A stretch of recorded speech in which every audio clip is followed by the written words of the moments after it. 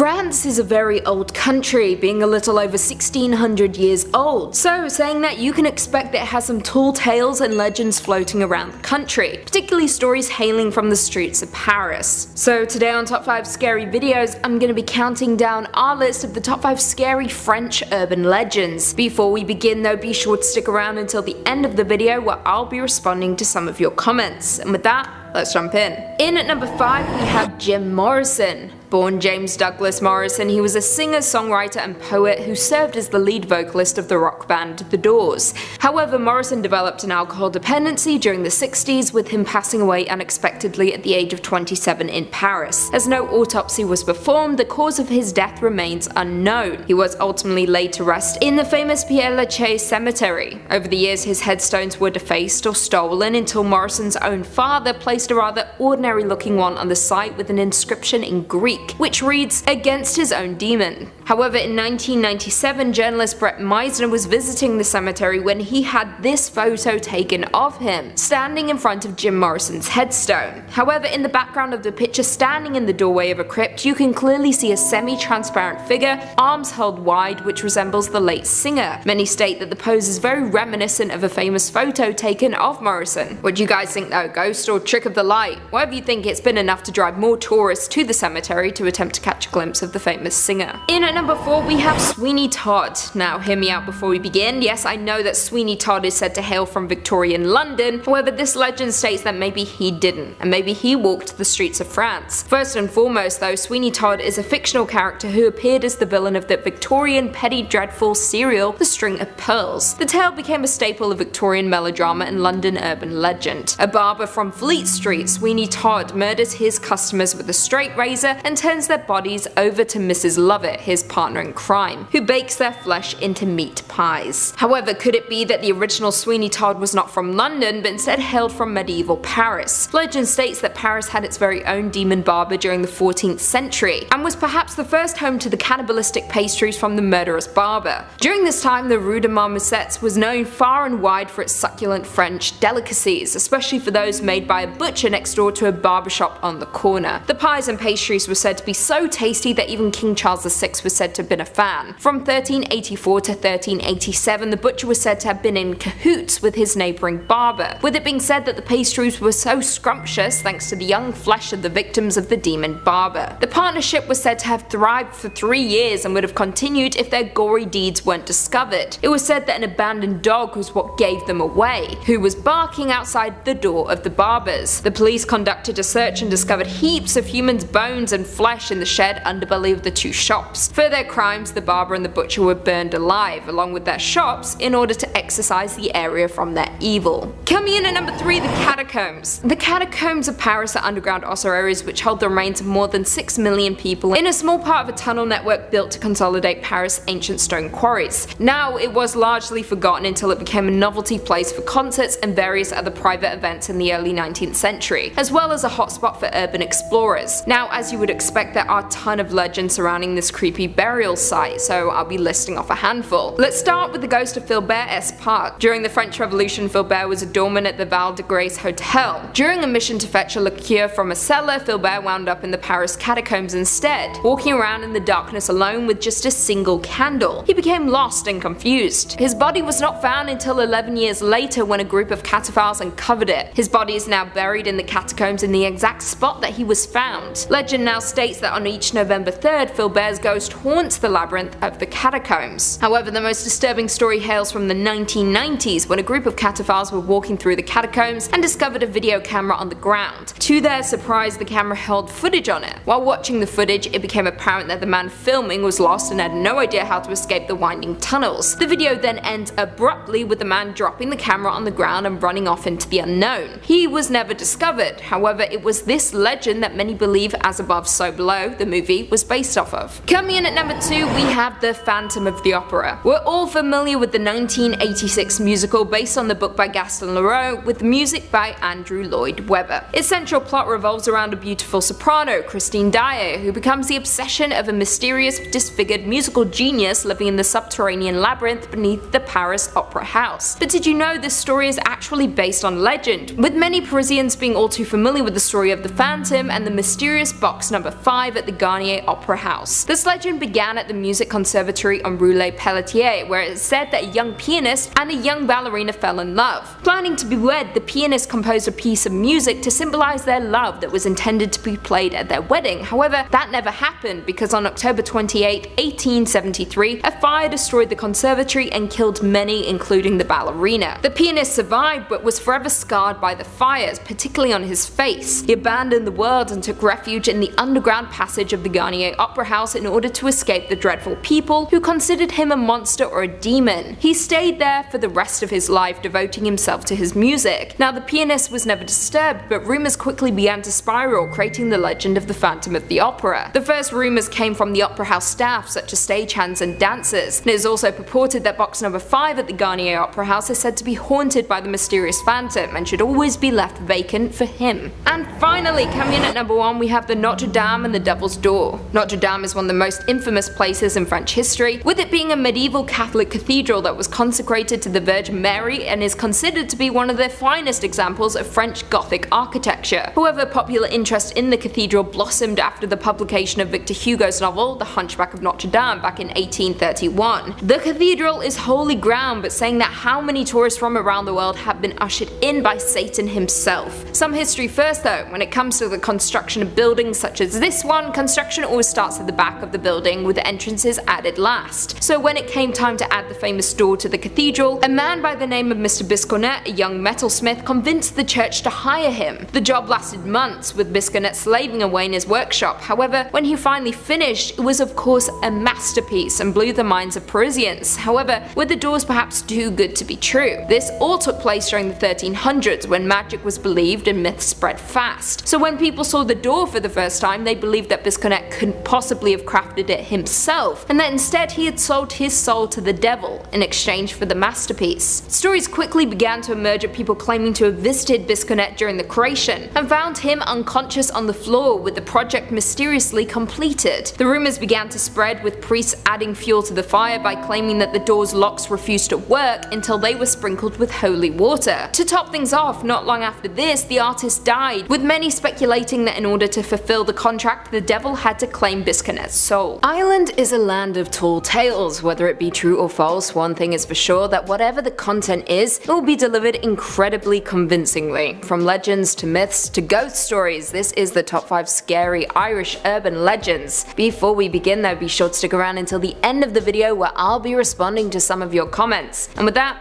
let's jump in. Coming in at 5, Drunken Thady and the Bishop's Lady. In Limerick City stands an impressive piece of stonework by the name of Thomond Bridge, which spans the dark waters of the River Shannon. The bridge was built back in 1836 by a pair of designers named James and George Payne, and according to rumors, their last name would set the tone of future happenings for years to come. The story surrounding the bridge is that of Drunken Thady and the Bishop's Lady. Thady was the local troublemonger in Sloven, and the lady was the wife of the Bishop of Limerick. However, unbeknownst to her husband, she enjoyed a life of vice when the sun went down. One night, while both women were out and about on the bridge, they crossed paths with one another and began to fight, as you do. The Bishop's Lady attempted to push Thady into the river below. However, when she attempted to beg God to forgive her wicked ways and spare her life, the push was unsuccessful. The struggle only ended when the Bishop's Lady fell into the water instead and quickly drowned. Now, there are many who say the furious spirit of the Bishop's Lady haunts the Thomond Bridge, ready to pull late night walkers into the water below. However, don't fret, because apparently the Bishop Lady's fingerprints will appear on the stone side of the bridge before she pulls you below, so you have time to run. If you see fingers, run.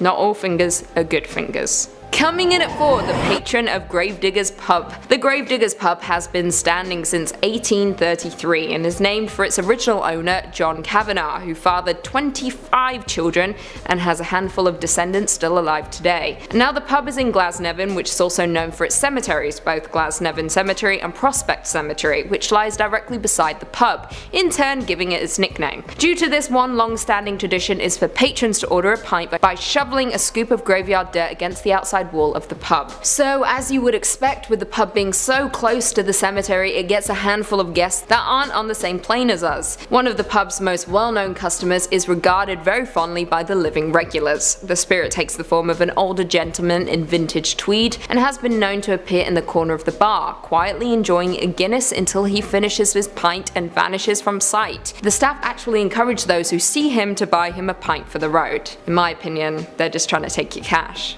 Moving on to number 2 is the most iconic abduction story of all time, the Barney and Betty Hill incident. The Barney and Betty Hill incident, which occurred on the evening of September 19, 1961, is one of the earliest and most influential cases of alien abduction in UFO history. The Hills, a married couple from New Hampshire, were driving home from a vacation in Canada. As they drove through the White Mountains of New Hampshire, Barney noticed a bright light in the sky that appeared to be following the couple everywhere they went. Out of concern, Barney pulled over to get a better look of the object through binoculars, and to their astonishment, they saw what appeared to be a disc-shaped craft with multicolored lights hovering in the sky.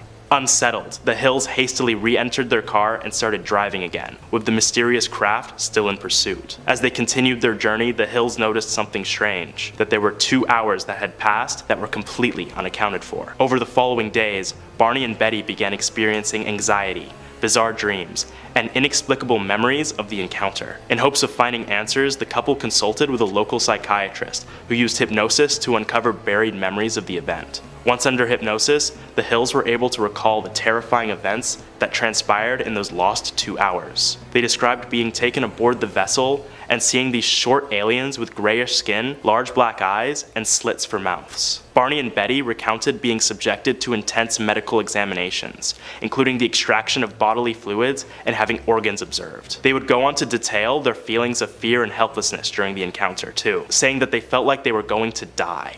A great reminder of why we use anesthesia before performing surgeries, guys. After the media picked up their story, the Hills' lives changed dramatically. They faced both support and skepticism from the public, and their story ignited a broader fascination with UFOs and extraterrestrial life worldwide. Despite the enduring controversy surrounding their account, the Hills remained steadfast in their belief that they had indeed encountered beings from another world. Until their passing, they maintained their version of events, and their story has become a touchstone for anyone interested in investigating UFO abductions. What do you guys think? The story is just a hoax, or has it got some credibility? Comment below your thoughts and let me know. Finishing off at number 1 is the Berkshire County incident on the night of September 1st, 1969 in Berkshire County, Massachusetts. Multiple witnesses reported a series of UFO sightings and encounters. Residents all over the town recount seeing a UFO flying above and around Berkshire County, with statements remaining consistent with one another, making this one of the most plausible UFO abduction stories of all time. The most significant incident relating to this UFO involved 2 separate families who claimed to have experienced a close encounter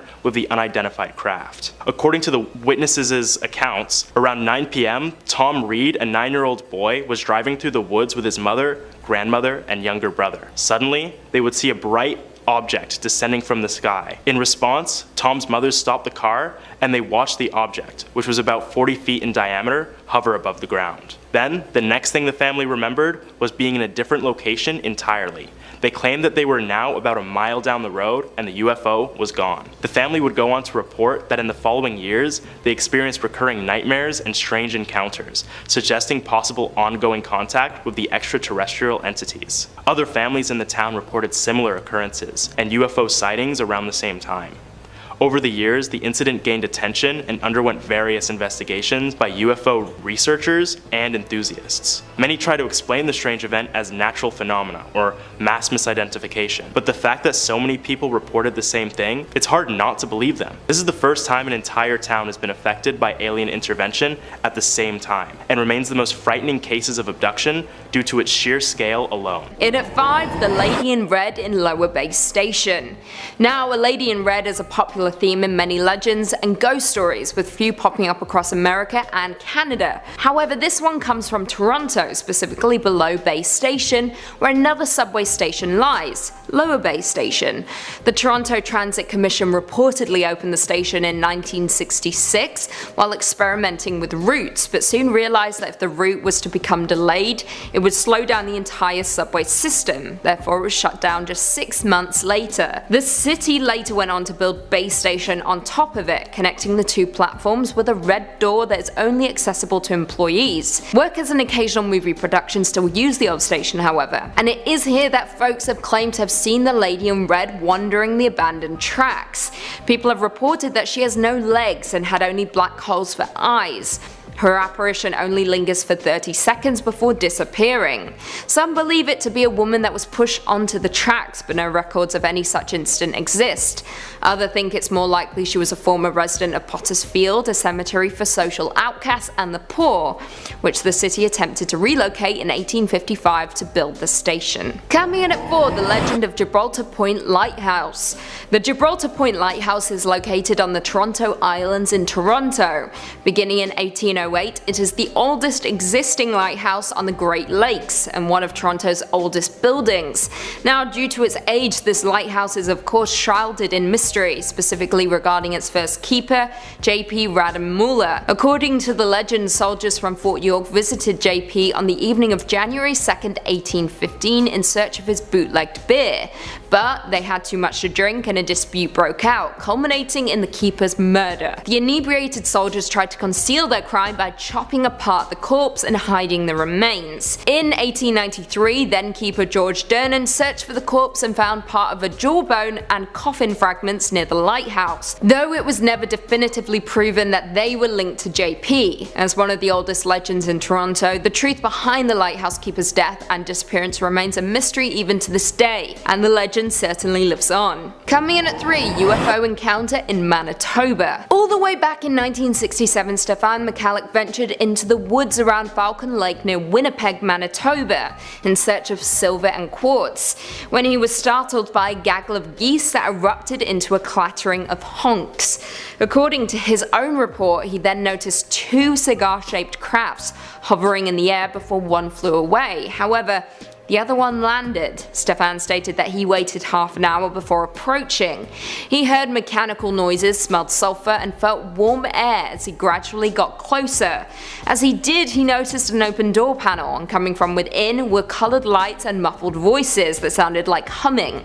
Then, out of nowhere, the door panel closed, and a blast of gas from the craft knocked Stefan back and off his feet, with his clothes being set ablaze. He managed to take them off and ran into town when he began to feel extremely sick. Doctors quickly discovered that his sickness was caused by radiation, and officials who checked the site also discovered radioactive soil samples and metal melted into the rocks. Now, since then, the son of Stefan has written a book about the ongoing mystery. Stan McCallick, the son of Stefan, has previously stated that he very clearly remembers the day his dad came home sick and injured after something happened to him in the Falcon Lake woods. I quote, "I recalled seeing him in bed. He didn't look good at all. He looked pale, haggard.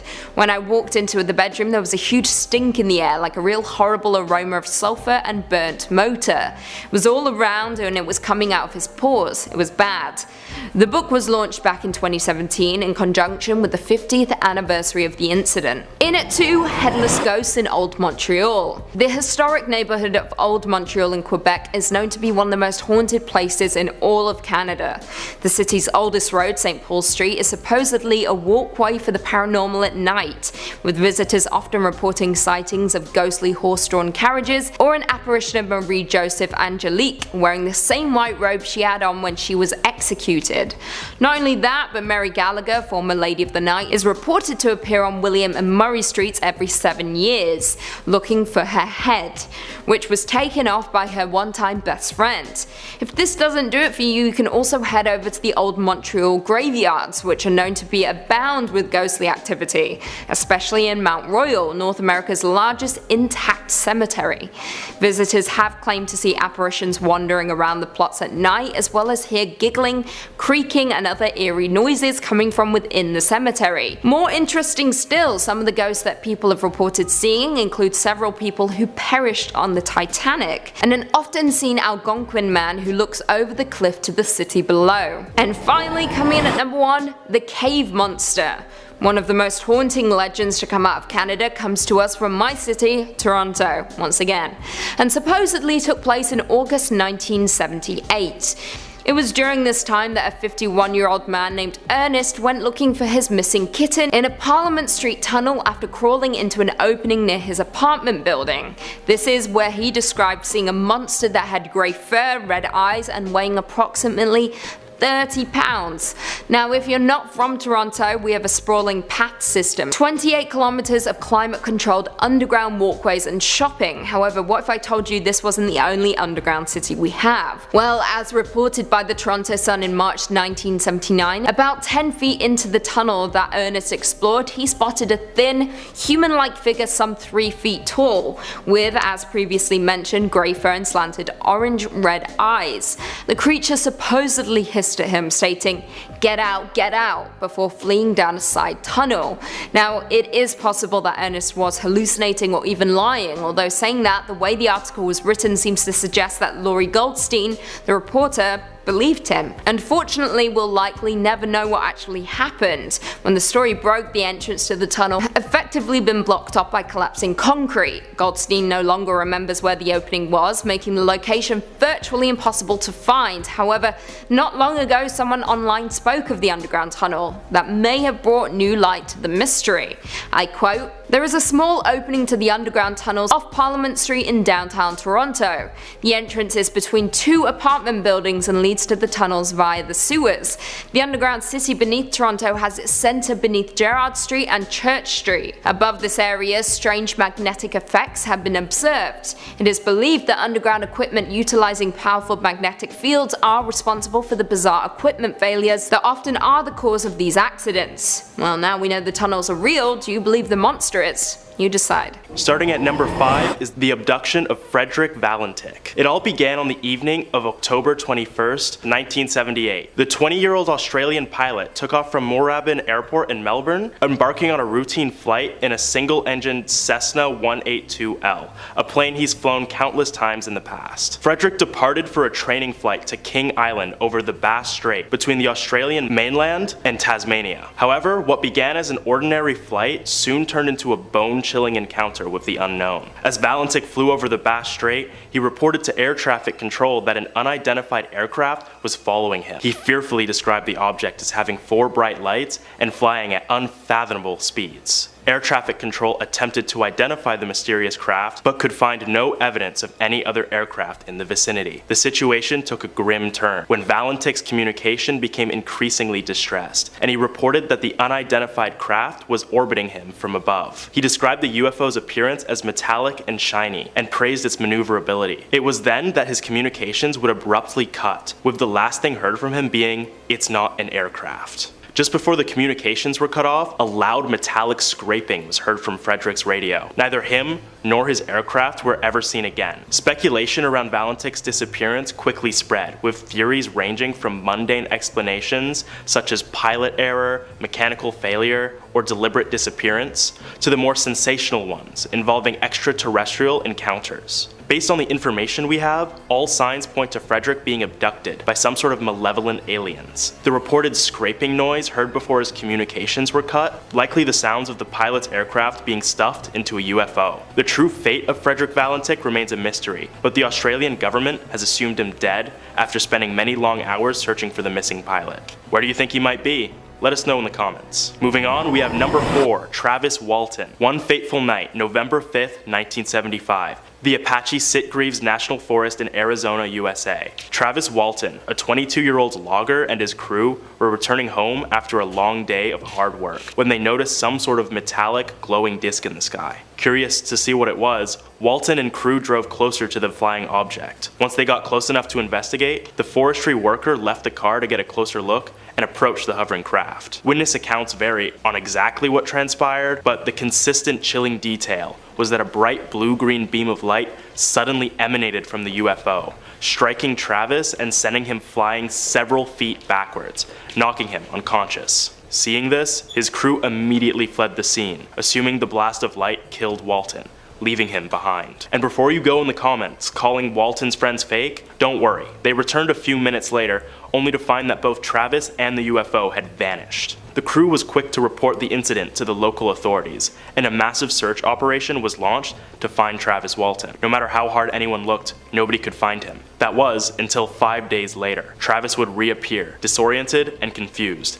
in Heber, Arizona, nearly 30 miles away from the original abduction site. But the story he had to tell of the intervening days is the truly chilling part of this tale. According to Travis, after being struck by the beam of light, he awoke aboard an alien spacecraft. He described encountering beings he could only describe as humanoid, but with large bald heads and enormous black wraparound eyes. He reported undergoing a grueling medical examinations and being surrounded by strange technology aboard the craft. During his captivity, Travis experienced some form of telepathic communication with the beings, claiming that they conveyed a sense of curiosity and concern, as if they were studying him. Despite all of this, Travis said that he never felt physically harmed by the entities. After what seemed like mere hours to Travis, he found himself back on Earth, disoriented and unsure of where he was and unaware of how much time had elapsed. Travis Walton's encounter with aliens remains one of the most infamous abduction stories of all time, and has certainly earned its place on this list. Oh, next up at number 3 is the many abductions of Russ Kellett. And yes, that's right, you heard many. In fact, Russ Kellett, a 58-year-old man from North Yorkshire, claims he's been abducted upwards of 60 times.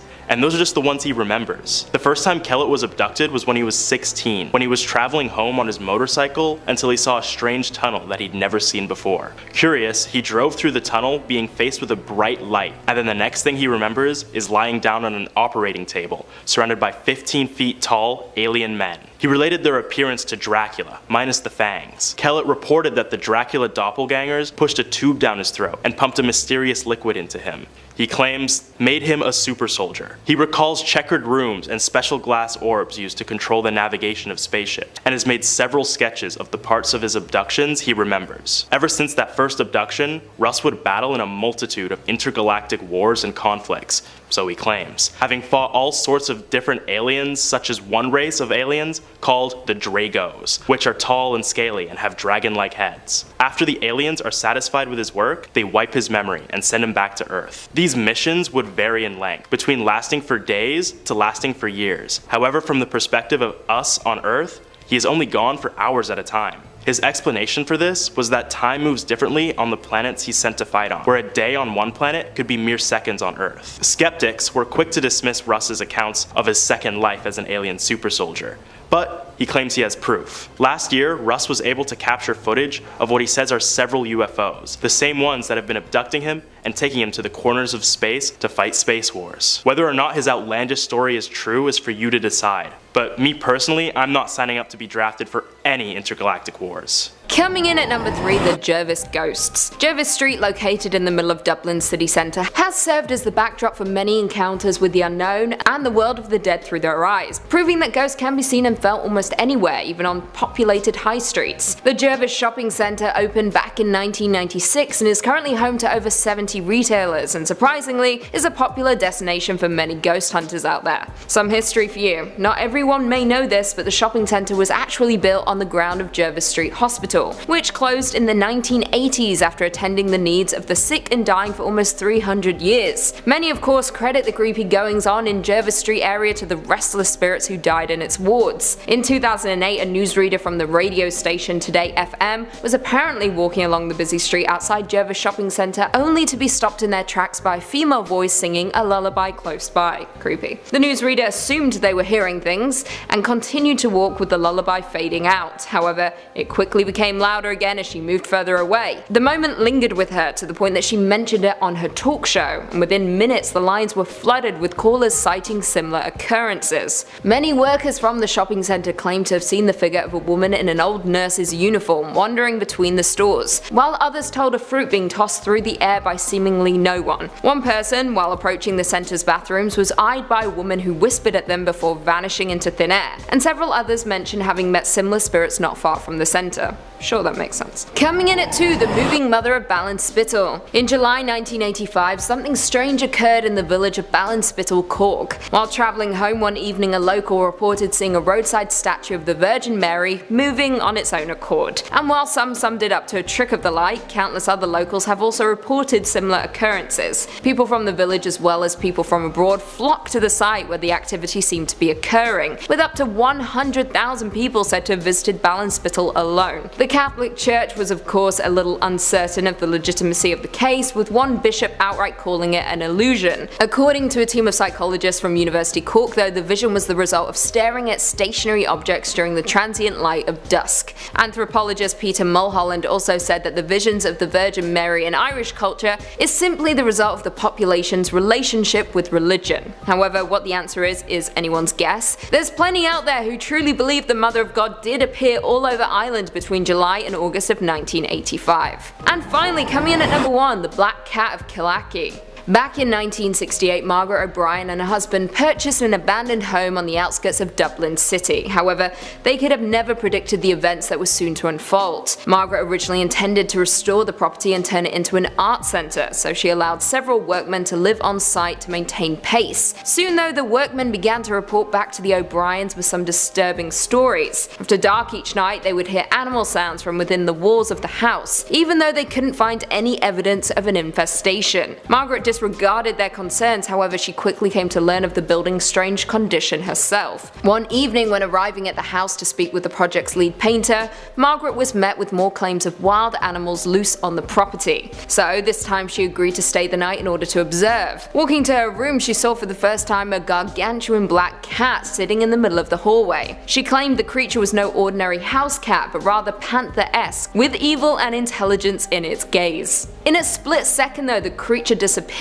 Soon after the incident, the lead painter was visited by the huge cat, however this time it brought along with it mist. Due to all of these events, Margaret contacted a local priest to perform an exorcism on the home, as you would, which actually seemed to be effective. So Margaret finally opened the art centre. However, peace didn't last, because one evening a group of drunken actors decided to hold a seance in an attempt to call upon the monstrous cat that they had heard so much about. They were seemingly successful because the haunting resumed more powerfully this time, with the cat now being joined by the malevolent spirits of 2 nuns who began to terrorize the building's gallery. This time Margaret called for a medium for help and finally learned the truth of the cat. The medium told her that the female spirits had been attendants of the satanic rituals performed by the infamous Hellfire Club. She went on to suggest that the house was once owned by its members. Recently in 2012, the theory finally got some bulk, with another site said to have been frequented by Hellfire members, with a painting of a black cat bathed in flames being uncovered. Coming in at number 2, California Turnbull Canyon. Turnbull Canyon is a 4-mile loop trail located near Whittier, California, and is part of Puente Hills Preserve. It lies in the northern central part of the preserve and is an east-west canyon with relatively steep drainage. Now natives call Turnbull Canyon Hutunga, or the place of the devil, and is supposedly where the ghosts of those slain for not converting to Christianity dwell alongside witches and Satanists who reportedly used the place to sacrifice children, whose spirits now walk along the canyon. According to other reports, Turnbull Canyon also houses the ghosts of 21 children who perished in a plane crash back in 1952. However, there are no existing records of the incident, so this may be local legend. However, what we do know is real is that in the canyon lies the remains of an old insane asylum that supposedly came back to life to kill a teen in the 1960s via long dormant electrical wire. Not only that, but there are cults, alien encounters, and gravity hills. The list goes on and on. Basically, if something unnerves you, there is probably a story about it going down at Turnbull Canyon. Now, its origin is pretty simple. Turnbull's evil dates back centuries. However, it wasn't until the site was established as a fur trapping site in 1845 that things started to get a little odd, and very quickly word of the canyon's evil terror spread far and wide, making it one of the world's most visited places. But not for its beauty, but due to morbid curiosity. And finally, coming in at number 1, Virginia, the Bunny Man Bridge. This terrifying urban legend originated from 2 incidents in Fairfax County, Virginia in 1970, but very quickly spread through the Washington DC area as well.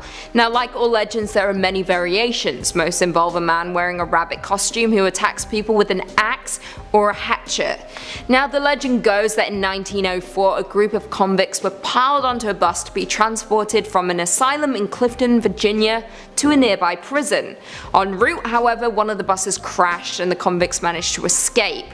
Thankfully though, the police were able to round up all of them, all but one. As their search went on, they began to find skinned, half-eaten bunnies in the woods and hanging from the overpass of Fairfax Bridge, now known as the Bunny Man Bridge. A year later, on Halloween night, several teens went to hang out under the bridge. Come morning, they were all found dead. Legend has it that if you hang out under the bridge on Halloween night, you will meet the same fate as the rabbits and the teenagers. Jump ahead to 1970, there were numerous police reports of people who had been threatened by a man holding an axe and wearing a white suit with bunny ears. Terrifying. A few other people also reported that the man in the suit threw an axe at them for trespassing near the bridge. To this day, there have been numerous reportings of the man with the axe, as well as the dead rabbits in the woods surrounding Fairfax Bridge, which is now known, once again, as the Bunny Man Bridge.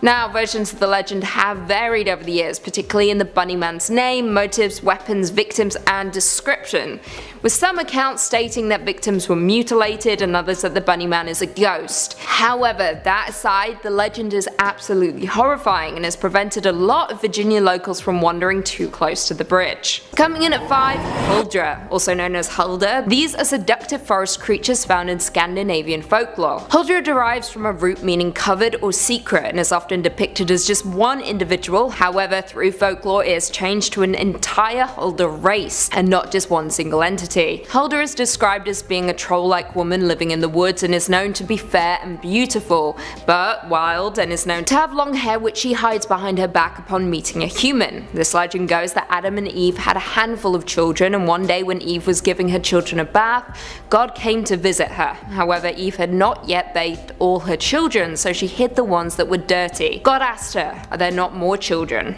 Eve said no. So God responded, "Then let all that is hidden remain hidden." And thus the ones hidden became the underjuriski, excuse my pronunciation, please, which means the ones living underground. The hidden children became lost souls under the surface of the earth, calling for someone to be with them, usually human passerbys. Huldra was one of these children, yet somehow managed to remain on the surface of the earth. Be warned, she is neither good nor evil and cannot be trusted. Coming in at 4, Jotni, also known as Jotun or Jotnar. This legend is described as being a type of entity contrasted with gods and other figures such as dwarfs and elves. In Norse mythology, Jotni appears as a giant being, often ugly and lumpy, with many of them in possession of great knowledge.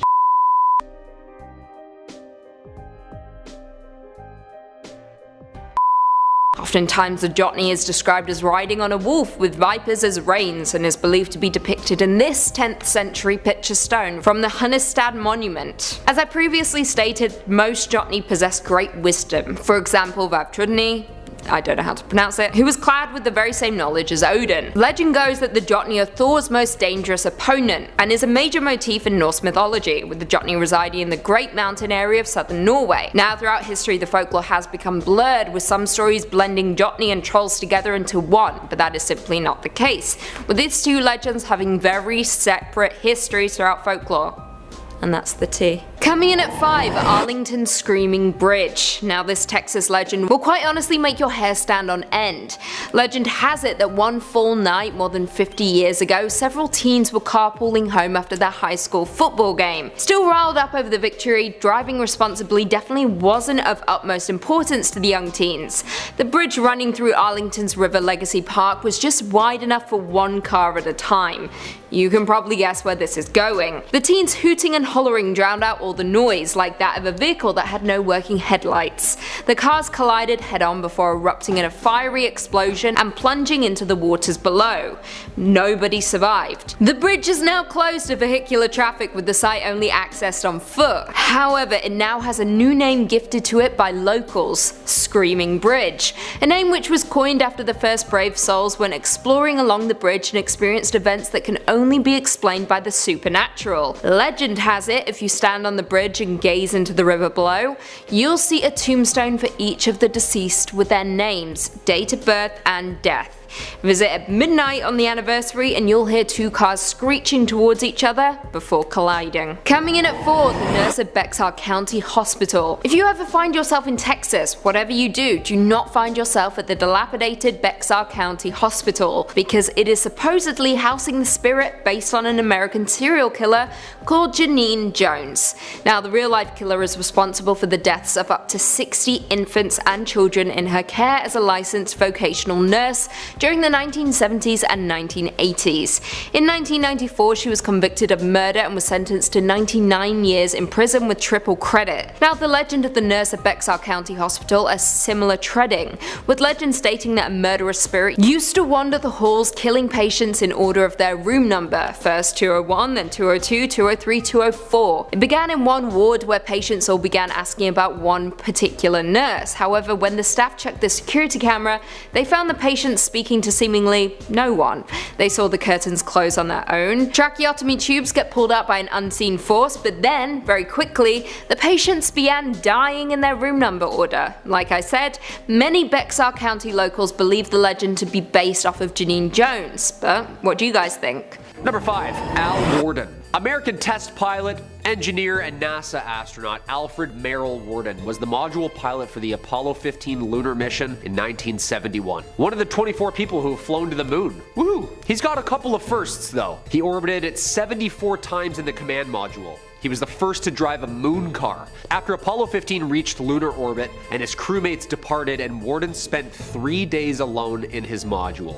That's terrifying. Traveling the furthest out from any other human. After he returned, the crew and him became involved in a NASA controversy, however. Not over leaked alien info, but over postage stamps they had taken to the moon. Yeah, big no-no apparently. They were reprimanded by NASA and did not fly in space again. Worden remained at NASA until 1975, then entered a private sector. And then it gets weird. On a British television morning show, Al Worden started talking about some interesting stuff. They asked him, "Why should we keep going back to the moon?" He paused and replied, "Survival. Survival of our species." Worden also rejected the notion that humans could colonize planets within our solar system, calling them unsustainable. Then he claims he knows where to find habitable planets. When pressed on aliens if he believes them or not, he said, "Yes. You know, I've been asked that question hundreds of times. Yeah, we are the aliens though. We just think there's somebody else. But we were the ones who came from somewhere else because somebody else had to survive. They got in their little spaceship and they came here and they landed and they started civilization here. And if you don't believe me, go get books on the ancient Sumerians and see what they have to say about it. They'll tell you right up front." End quote. Okay, when you hear an astronaut say that, kinda jarring. Number 4, Roswell. As always, if you dig what we do here on Top 5 Scary, make sure you hit that like button. Birth of the UAP phenomenon. 1945, the US's first nuclear explosion. 1946, first underwater nuclear explosion. 1947, the first crash flying saucer. Coincidence?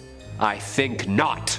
Especially since they've been known to hover around nuclear bases. Probably for the better. Humans are kind of the worst. Local rancher Mac Brazel finds the wreckage on his property in Lincoln County, New Mexico. Sheriff Wilcox shows RAAF's commanding officer Colonel Blanchard the materials, and during the night, the Air Force combs the entirety of the property, apparently harboring 2 small injured alien bodies. Taking them, of course, to Kirtland Air Force Base, New Mexico that night, And the very next morning, the Roswell Air Force makes a statement claiming they have recovered a crashed flying disc in local newspapers. Boom! History, baby! Photographs of Jesse Marcel, the head intelligence officer who investigated and recovered some of the debris. The very next day, the Army retracts their statement, and all of a sudden, a high-altitude weather balloon. Can you believe that, huh? AKA the birth of a conspiracy theory. Nuclear fission explosions, weather balloons. Something's not adding up here. Number 3, Edgar Mitchell. Edgar Dean Mitchell was a U.S. Navy officer, aviator, test pilot, engineer, NASA astronaut, and of course, a ufologist. Ufology is the pseudo term for somebody who studies the UFO phenomenon. I don't think there's a degree you can get that in. If so, I'm signing up. What school? What school, sorry? He was the lunar module pilot of the Apollo 14 in 1971 and spent 9 hours working on the lunar surface. He was the 6th person to walk on the moon. Yeah, he was walking while Warden was up there drifting in the currents of space. Mitchell publicly expressed his opinions and that he was sure that there were thousands of UFOs recorded since the early 1940s belonging to other planets. Thousands. Dateline NBC conducted an interview with Mitchell in 1996. He talked about meeting with officials from 3 different countries who claimed that they had met extraterrestrials in person.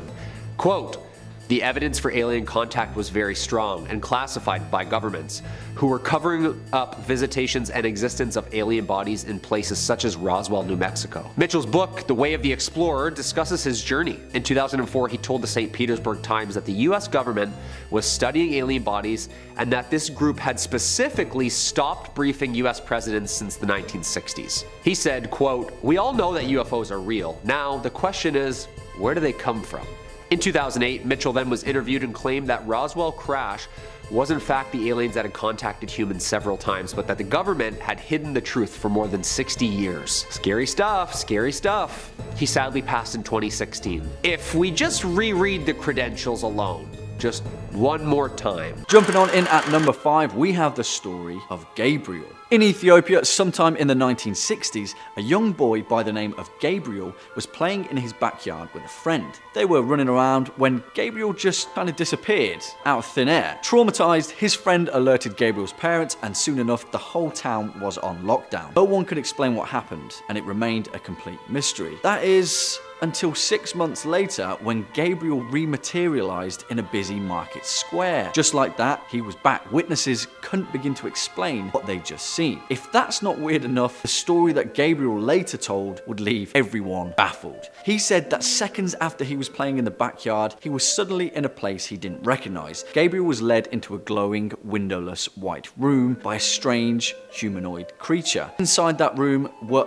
other abducted children, seemingly from different parts of planet Earth. He said that some of the children had been there for months, but his grasp of time was a little bit off. His captors later led him to a large city-like area with no sky, surrounded by supernatural skyscrapers. He reported seeing flying vehicles that resembled cars, and other humans were walking with creatures that he didn't recognize along streets that almost shone. Gabriel reported that the whole experience lasted a couple of hours, but when he was transported back, he had no idea that 6 months had just passed. Remember, kids, never go off with strangers. Next up at number 4, we have the story of Travis Walton. Now, this one is pretty damn weird, so just stick with it. The case begins in November 1975 at the Apache Sitgreaves National Forest near Phoenix, Arizona. Travis Walton was a forestry worker, and along with 6 colleagues, they were on a tree thinning project out in the woods. The 7 of them reported at first seeing mysterious lights, which then materialized into some sort of flying saucer up in the canopy. Mesmerized, Walton was the only one to get out of the vehicle and approach the craft, despite his friends yelling at him to get back. Suddenly, Travis was hit by what he refers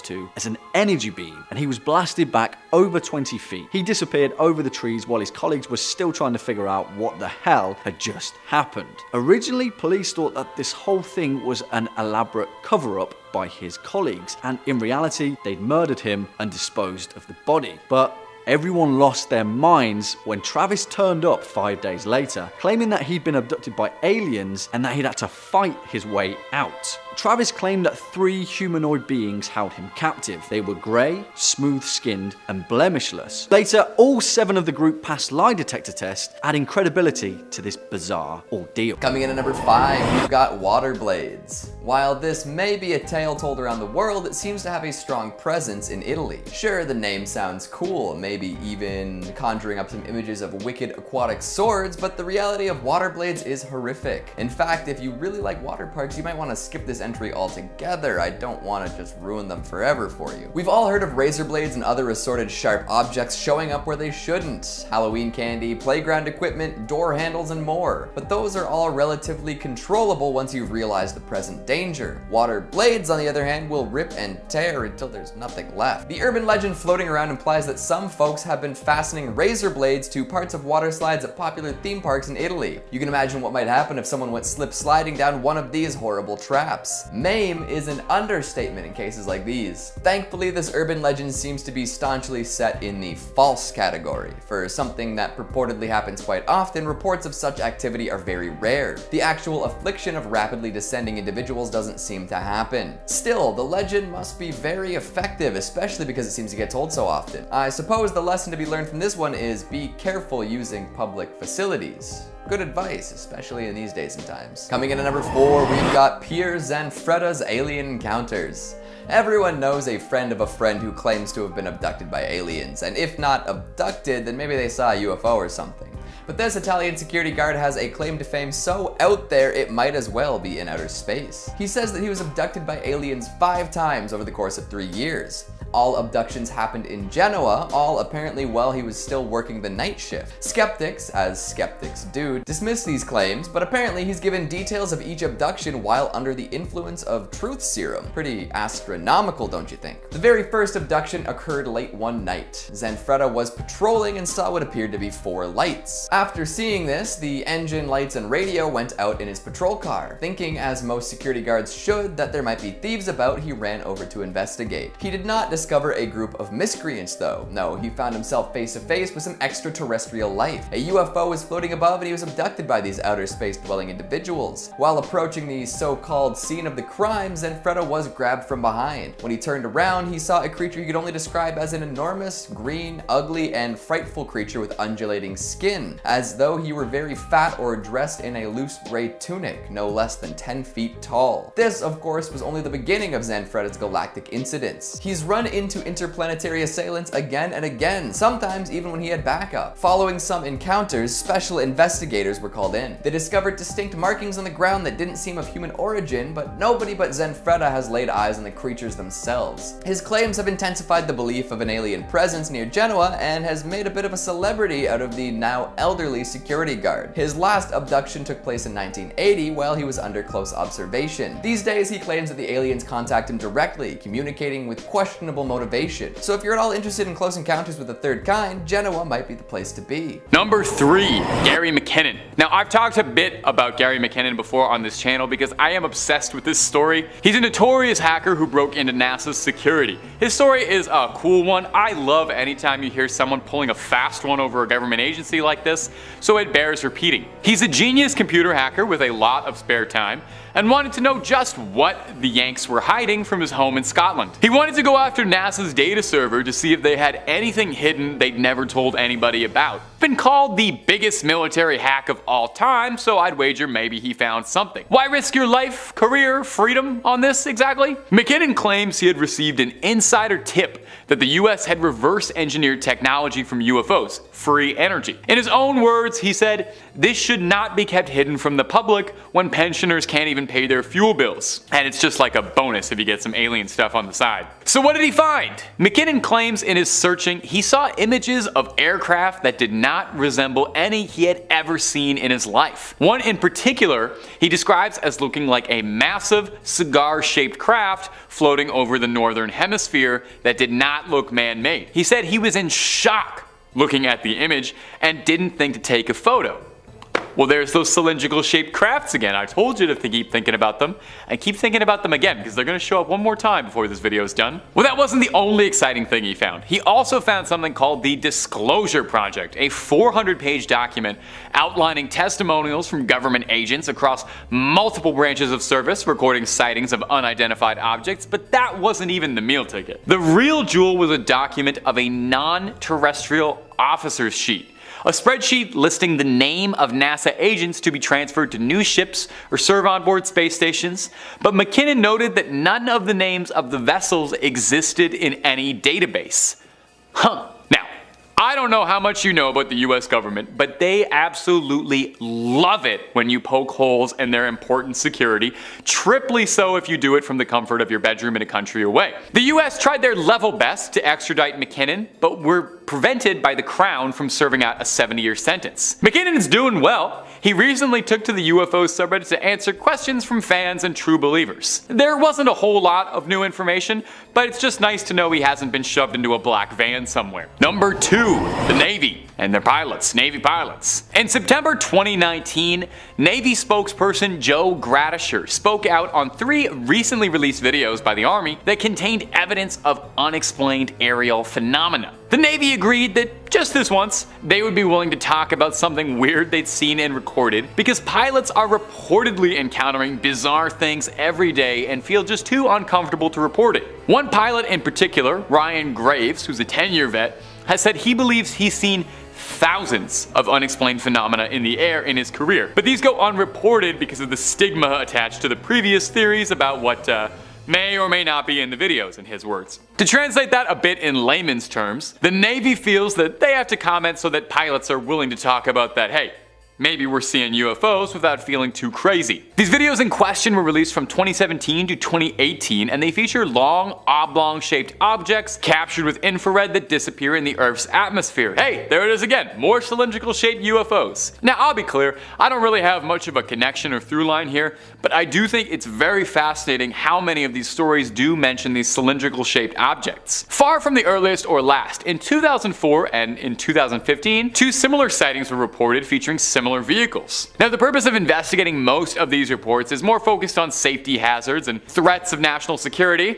And at the same time, maybe they're not openly admitting they've got UFOs flying around, but they're getting pretty darn close. The 2004 sighting, I think, is a particularly fascinating one. 2 pilots, one Commander Fravor and one Lieutenant Commander Slate, called it in, reporting that they saw objects out of nowhere at some 80,000 feet in the air, and then descending rapidly towards the Pacific Ocean, stopping at around 20,000 feet and hovering in place. They would drop out of radar range or shoot directly up in the sky on a 90-degree angle. You know, normal things aircrafts love to do. They weren't American crafts, and they weren't recognized by any organizations they'd ever seen. Maybe it's tech not of this world. Number 1, government councils. You know, the era we're in right now is probably one of the most fascinating times to be invested in UFOs and unexplained alien sightings, so consider yourself lucky.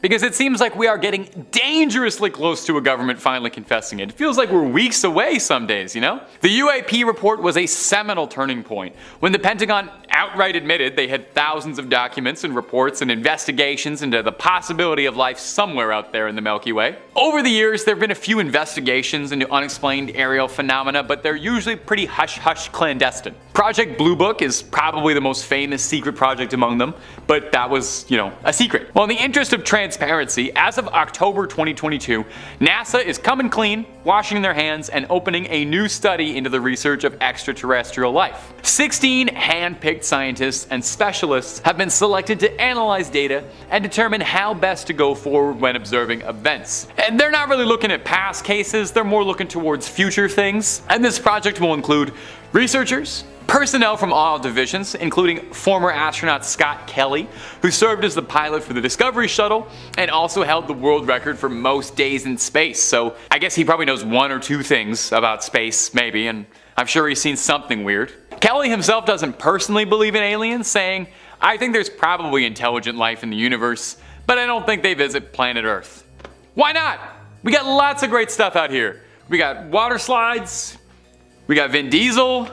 No other planet has those 2 things, and I'm sure we got a couple other great things from the human experience, so aliens, come on down when you're ready. We'll welcome you with open arms, and If those were UFOs you sent, we're really sorry that we shot those down. I didn't have anything to do with that. Coming in at number 3, we've got skinwalkers. These Navajo legends have been cited all over, but have quite a reputation in Arizona. Medicine men possessed by spirits having to choose between good and evil. Often hermits being exiled from their communities. They take the forms of many animals and travel through the wastes. If driving through the arid desert at night wasn't unsettling enough, just wait until you hear about what skinwalkers like to do. Often they'll travel alongside lone vehicles in the dark, even when the car is hoofing it. They'll tap on the windows of the vehicle, trying to get the driver's attention. If the driver stops to see what's going on and gets out of their car, it's not likely that they're coming back. Yikes. There are some hot spots that locals try to avoid at night. Apparently there's a ranch that has been given the name Skinwalker Ranch thanks to the huge amounts of reports made, and San Carlos Reservation is also a place most will warn you away from during the night. Although most forests at night have their fair share of spooky denizens. There's one tale of a man camping alone that really makes you question whether a little adventure is worth it or not. He was hiking along with his dog and found an empty cave to set up camp in. As he unpacked his stuff, he noticed some unsettling cave paintings along the walls. Later that same night, he was woken up by his dog ferociously barking. As he sat up to see what was the matter, he saw a malformed creature slinking near the entrance of the cave. Acting quickly, he shot at it with his rifle, but this only stunned the creature. It called out to him, saying that it wanted to help. Sure. At this point, the man grabbed his dog and hightailed it out of there, leaving all his stuff. He hasn't gone back since. Hopefully he didn't leave anything too valuable behind, although he did escape with his dog and his life, which are valuable enough. Coming in at number 2, we've got the Haunted Antique Mall. Back to Tucson for more terror and troubles, there's an old 2-story furniture store that was converted into an antique mall of sorts. You know the kind, set up like a flea market with all sorts of independent booths selling their wares. Well, one day customers were walking around upstairs looking at the assorted antiques, and they heard some clicking noises. One particularly curious antiquer decided to investigate and found the source. An old typewriter. The thing is, no one was around to operate it. The customers who had heard the typing were the only people upstairs. After that, more and more ghostly tales appeared. Furniture that was left neat and tidy at closing would be strewn throughout the aisles the next morning. Radios would increase in volume with no one around. Employees found themselves frozen in place from time to time, experiencing a distortion of time. They would be stuck there as customers passed by in fast or slow motion. Apparitions would appear all over, sometimes appearing as a grinning boy, other times as a mischievous-looking teenager. Nobody knows who these wraiths belong to. After hearing loud crashing noises upstairs but finding nothing displaced, the owners decided it was time to close down the upper level. Now, considering that all sorts of people were bringing in antiques from different sources, it is possible that all these ghosts came from haunted objects. Or it could be that the furniture store itself is haunted. Nobody's come up with concrete proof of the hauntings, but if you ever find yourself antiquing in Tucson, watch out for paranormal activity. And finally, at number 1, the ghosts of Slaughterhouse Canyon. I mean, the name of this canyon should be enough to give me to its bad news. Let me say it again. Slaughterhouse Canyon. Come on. The tale that accompanies the terrifying name comes from the gold rush back in the 1800s. A young family moved out to try their hand at striking it rich. However, this plan did not go very well. Soon they were hungry and destitute. The father would often head out for days, searching for food to sustain him and his family. Tragically, one day he never returned. Without the father to keep them fed, the family slowly starved. As their bodies wasted away, so too did their minds. Eventually, the mother couldn't take it anymore. Her children's cries were too much for her to bear. She donned her wedding dress and ritualistically killed her children. Carrying the corpses down to the nearby river, she wept and screamed. After she dropped their bodies into the water, she wandered around until succumbing to starvation soon after. This sad story forever marred the reputation of Slaughterhouse Canyon. Now, if you visit at night, you might be able to hear the pained cries of the murderous Mad Mother. Tragic and terrifying. Number 5 on this list is Helen Sharman. Dr. Helen Sharman was the first ever British woman to go to space. She went in 1991 on a mission to the Soviet space station. Dr. Helen Sharman is extremely well educated, renowned in her community, and is one of the very few people in the history of humankind who's actually been to space. Therefore, I hold her opinion in extremely high regard when we're referring to something like extraterrestrial life. And her opinion is that said life is already here. Dr. Helen Sharman told The Observer's magazine that aliens exist. There's no two ways about it. There must be all sorts of different forms of life. She went on to say in her interview that it's possible they're here right now and we simply can't see them. Like I said earlier, this is an actual astronaut who's saying this right now. Someone who very clearly knows far more about this than your average Joe and whose opinion should be acknowledged. Now, just because one person believes that alien life could potentially be on Earth, well, that's far from fact. but oftentimes when we think about aliens and the potential of them being on our planet, it can easily get chalked up to some mumbo jumbo from people who aren't well researched or properly educated on the topic. That certainly can't be said about Helen Sharman, and I think that the fact that someone of this background is openly coming out and giving this opinion shows that the culture surrounding aliens is changing. I think that as time goes on, we'll see a lot more individuals like Helen come out and express this opinion, further adding to the validity of alien life living among us. Number 4 on this list is Oumuamua. Oumuamua was first discovered on October 19th in 2017, and it holds the title as being the very first discovered interstellar object to visit our solar system. Now, even though this object isn't necessarily evidence of aliens being here on Earth, a lot of people look to it as evidence of aliens' existence as a whole. The biggest name on this list of alien believers being Avi Loeb. Avi is a Harvard professor for astrophysics and has made it known that he doesn't think this object entering our solar system is your typical comet or asteroid. He's come out and said that this object is actually an alien probe sent to search for other life in the universe. In fact, he wrote, Oumuamua may be a fully operational probe sent intentionally to Earth's vicinity by an alien civilization. One of the biggest reasons he thinks this and others believe it is due to this object's strange movement. The speed at which this object is flying doesn't seem to fit in with our current laws of physics. The object is simply moving too fast for the gravitational pull that we believe to be acting upon it. It's also flipping and maneuvering itself in a way that doesn't seem to make any sense. Now, this thing is wildly far away, so even though we can get a rough estimate of how big it is, and it certainly is very sizable, it's hard to know for sure exactly what this thing is. He has faced some backlash in the scientific community for his claims, but then again, everybody who comes out and talks about aliens typically does. All we know for sure about this thing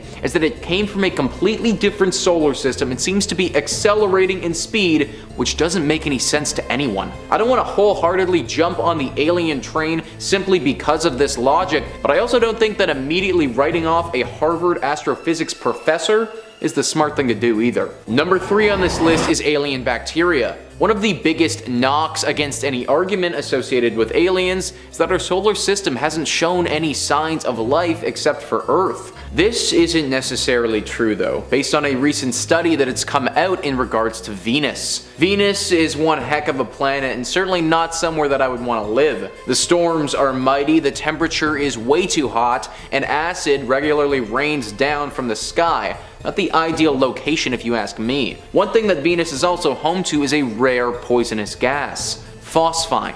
Now you're probably thinking, well, how would a poisonous gas indicate any signs of alien life? Wouldn't it indicate the opposite? And in most cases you might be right.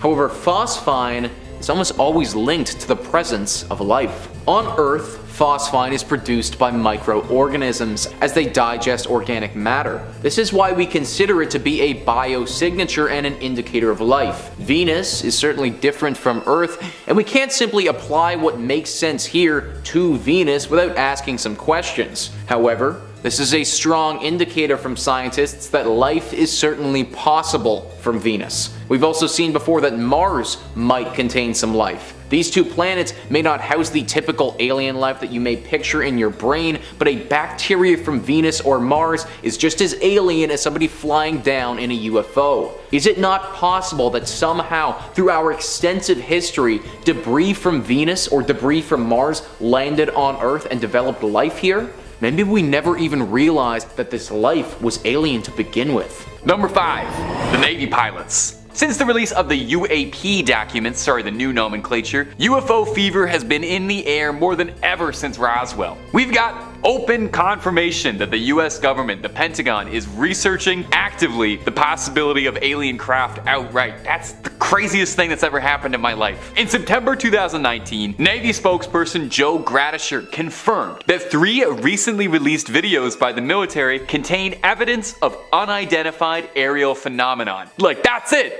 This is the Navy, the government pointing to a video and going, yeah, that's an unidentified flying object that we don't know about. They're not saying it's a weather balloon. balloon. They're not saying it's stars. They're not outright saying it's an alien, but they're certainly implying it. The Navy agreed that they would confirm the sightings this time, because pilots encounter bizarre sightings all the time, but are usually too concerned to report the sightings because of the stigma attached to previous theories about what may or may not be in those videos. Put gently, it means that the Navy felt like they had to comment on this thing so that pilots would feel comfortable admitting that maybe they're seeing UFOs without feeling like a tinfoil hat wearing conspiracist. The videos in question include reports from the Stars Academy of Arts and Sciences, released from 2017 to 2018. They feature long, oblong-shaped objects captured with infrared that appear in the Earth's atmosphere before rapidly disappearing from view. Now, really interestingly here is these aren't the only pill-shaped cylindrical UFOs that have been spotted recently. There were 2 videos from 2015 that came out, and before that, there was a Navy case involving these in 2004, and even on the rest of this list, you'll see a cylindrical cigar-shaped UFO in a sighting from the 40s. So this sort of thing does happen a lot. Now, the purpose of the Navy investigating all this stuff, it's more focused on safety hazard and threats of national security, but hey, at the same time, they may not be willing to talk about it so brazenly, but they definitely are checking just a little bit to make sure they are aliens. But they definitely know more than they're letting on. This footage released only makes up a tiny fraction of what the US Navy and other service branches encounter. One pilot, Lieutenant Graves, claims that in his 10 years flying for the Navy, he thinks he's probably encountered, I don't know, thousands of UFOs in his time. Those are his words. Now, who is to say how many of those might just actually be unidentified flying objects, birds, scouts, drones, whatever, but who's to say how many of them really were alien craft from outside the planet? And my friends, if you're looking to educate yourself on the matter of extraterrestrials, UAPs, UFOs, well, you've got to know by now Top 5 Scary is the place to be. I see the viewer stats in the videos. You goblins love when we talk about aliens. Well, if you want to keep loving them, click on through. We've got more unexplained sightings in the sky than the CIA. And if you want them delivered hot and fresh, you can subscribe and get them before anybody else. Number 4.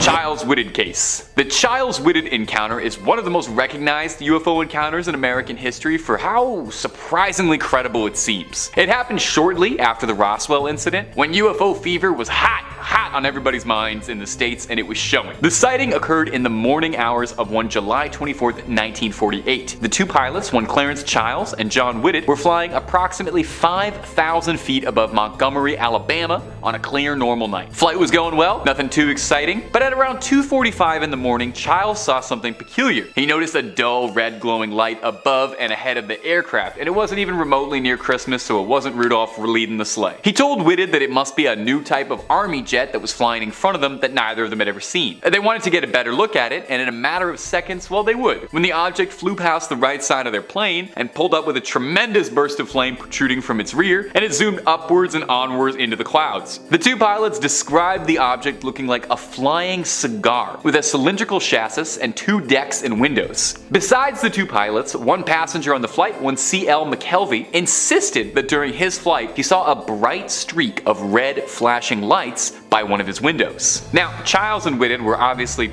pretty darn confused by whatever it was they'd saw. Didn't look like no plane they'd seen before, and the way it moved seemed technologically more advanced than anything the US Army was putting out in the late 40s. Now, the US Army proper would challenge this account, and their scientists insisted. They investigated the report and said that it was probably just a meteor the pilots and passengers had seen, which almost sounds like it might make sense until you stop and think about it for a second, because what meteor has windows and a glowing red light coming from it and propels itself forward and rapidly goes upward? Most meteors I've ever heard of go downwards. And Childs and Whitted both disagreed with this as well, saying they got a good long look at it and it wasn't a meteor. Whatever it truly was, though, might be lost to history. Tragically. Starting off this list in our number 5 spot, we have Project Grudge Report 13. Okay, so I've read quite a few different UFO sighting stories and stories of alleged alien abductions, and this is fully one of the most terrifying that I have ever heard of. So basically, the story starts off in March of 1956 when Air Force Sergeant Jonathan P. Lovett was assisting Major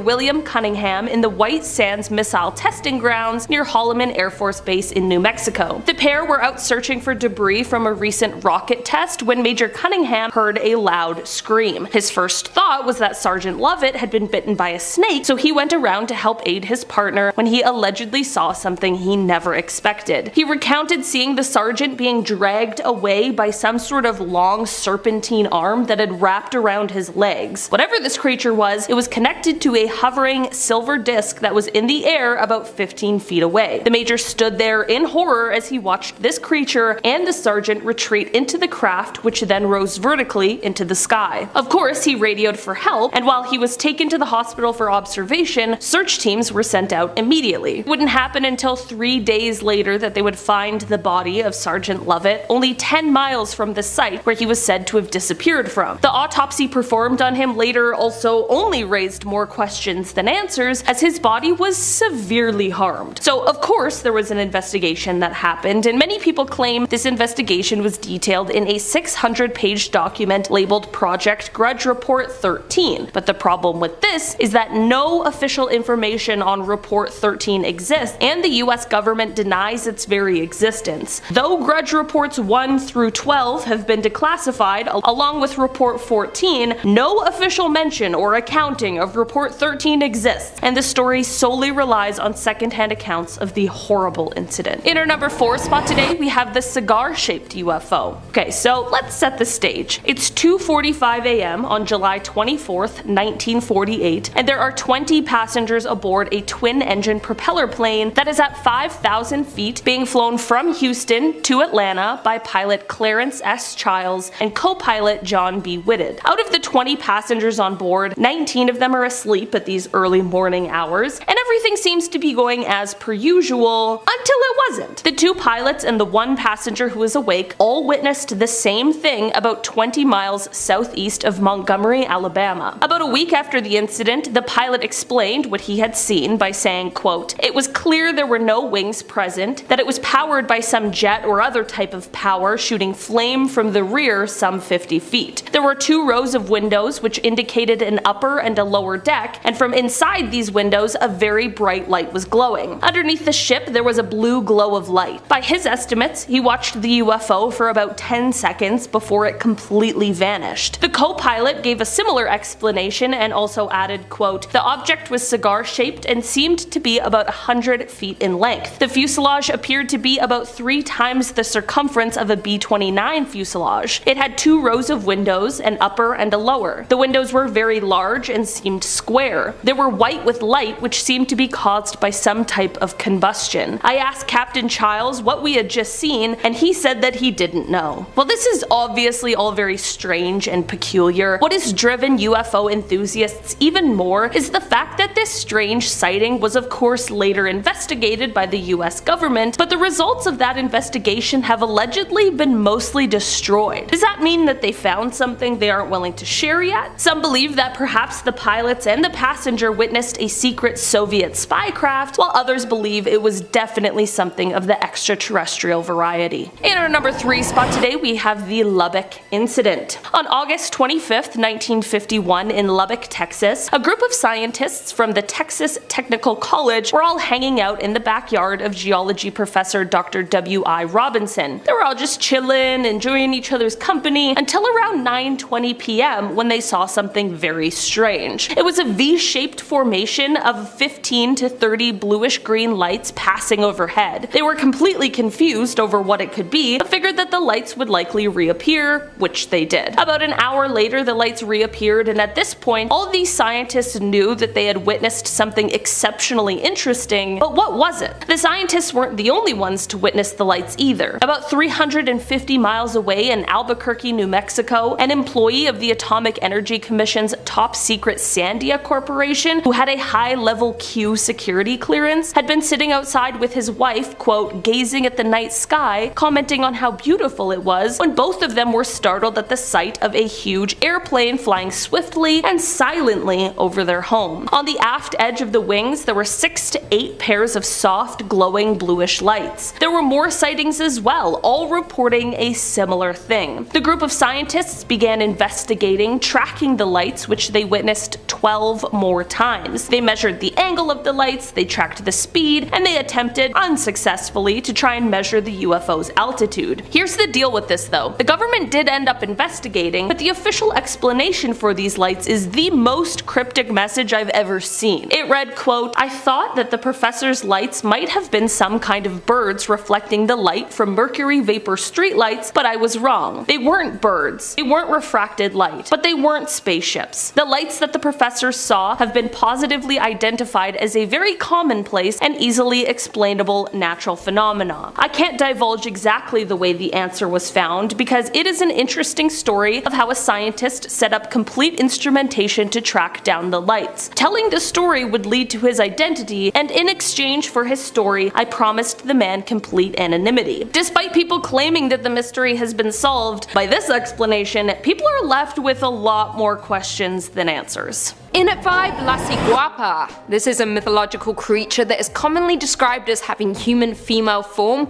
with brown or dark blue skin, backward facing feet, and very long, smooth hair that covers the body. According to folklore, it is a hypnotic creature that lurks in the Highland Mountains and deep forests of the island, waiting for the perfect moment to lure men into the woods and make them disappear. Classic. Some people believe that the Ciguapa bring death, and it is said you should not look them in the eye, otherwise you will be at risk of becoming permanently bewitched. They are considered to be magical beings, beautiful in appearance to some but horrendous to others. They are deceitful and hell-bent on capturing a wayward traveller. Now some legends suggest that not all are evil and do not wish to kill, though much evidence supports the benevolent claim. Law states that the only way to truly capture a Ciguapa is by tracking them at night during a full moon, with a black and white polydactylic dog. The Ciguapa also has a similar one-legged version from Colombia, called La Patasolo, who shapeshifts into a skull horse head. Lovely. In at 4, El Sombreron. El Sombreron is a famous legend told in books and film, and is also a boogeyman figure throughout Spanish culture. The figure is known by other names like Cipitio, the Goblin, and Sizimite. However, his characteristics are always the same: a short man with a black dress, a thick belt, a large black hat, and boots that make a lot of noise when he walks.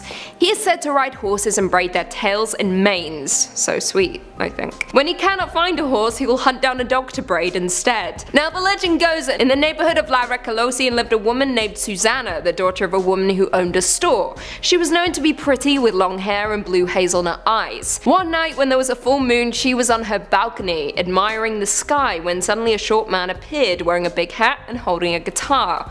The girl's beauty had amazed him. He sang her a song, however her parents quickly made her come inside. Since that day she had not been able to sleep because she still hears the man with the guitar. She has not been able to eat because when her food is served it is contaminated with soil. Her worried parents took the young girl to a priest in order to rid her of the entity. A few days later, El Sombreron disappeared for good. In at 3, Duende. Duende is a creature from Spanish folklore that has been conceptualized as a mischievous spirit inhabiting a house, often living inside the bedroom walls of young children. They are even known to clip the toenails of unkempt children, often leading to the mistaken removal of an entire toe. Yeah.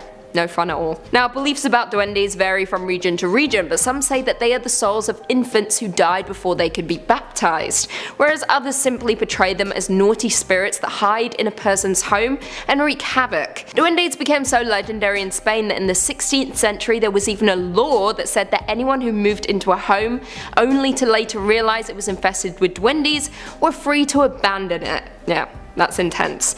No matter what, most stories about the duende seem to have a special relationship to children, most likely because parents used them as a tactic to scare their kids into doing things. Otherwise the duendes were coming to kidnap them or even eat them if you don't clean your room, eat your dinner, bathe, etc. Number 5, build a UFO. In the 1989 interview that started these leaks, the claim sounded like Hollywood sci-fi. Months later though, when his identity was revealed, Bob said he worked at a secret facility that I'll talk more about later, where alien technology was being reversed engineered, meaning, taken apart to figure out how it worked and whether the Pentagon could duplicate it. Look, the premise seems a lot less absurd now. Bob said that his job was to help with the reverse engineering of one of 9 flying saucers, which he alleged were extraterrestrial in origin. He claims that one of the flying saucers, the one he coined the sport model, was manufactured out of a metallic substance similar in appearance and touch to liquid titanium. Bob said that the propulsion of the studied vehicle ran on an antimatter reactor and was fueled by the chemical element with atomic number 115, which once again, I'll touch on later, I promise.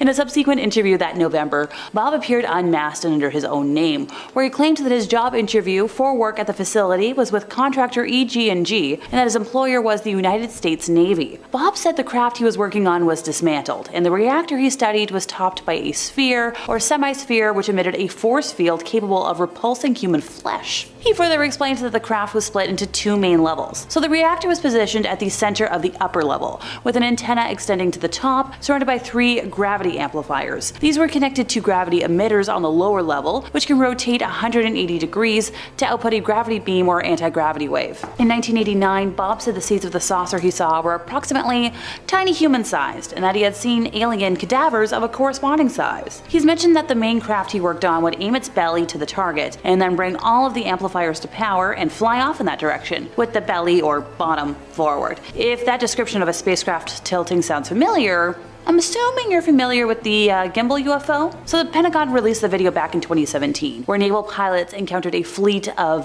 the unknown craft off of the coast of Florida in 2015, and have since had dozens of similar encounters. So in that specific video, there's a mechanistic turn against the wind without deceleration, which means a craft without rotors, heat signatures, tail fins, and no tail number, and it was moving in a way that is counterintuitive to aeronautics. So when Bob saw that video, he said it had to be a gravity-propelled craft, which mimics the propulsion system that he described. So okay, if you don't believe me on that one, how about we look at another now famous UFO incident, the 2004 Tic Tac encounter. I've talked about this many times. So the Navy pilot who engaged the Tic Tac, Black Aces commander Dave Fravor, says he doesn't believe the astonishing craft was made on Earth and that the propulsion might be anti-gravity. So when Bob was shown the Tic Tac video for the first time, it immediately reminded him of the sport mode, which, you know, like I said, that was his name for the craft stashed in the desert. And he says it's the exact same propulsion system. Former Pentagon intelligence officer Lou Elizondo was in charge of ATIP, the secret Pentagon study. He told the I-Team one goal of the project was to determine the physics of UFOs, how they can achieve the seemingly impossible. The military came to believe that the craft relied on special metamaterials, stuff that can't be made with known technology. And hey, Bob made similar claims decades ago and was ridiculed. So what do you know? Now the Pentagon's on the same page all of a sudden. Number 4, what is Area 51? So sure, today everybody knows that Area 51 is the common name of a highly classified United States Air Force facility within the Nevada Test and Training Range. As a remote detachment administered by Edwards Air Force Base, the facility is officially called Homey Airport or Groom Lake, depending on who you ask. Okay, I feel like I'm forgetting something. Don't tell me. I'm sure it'll come to me eventually. Oh, I got it.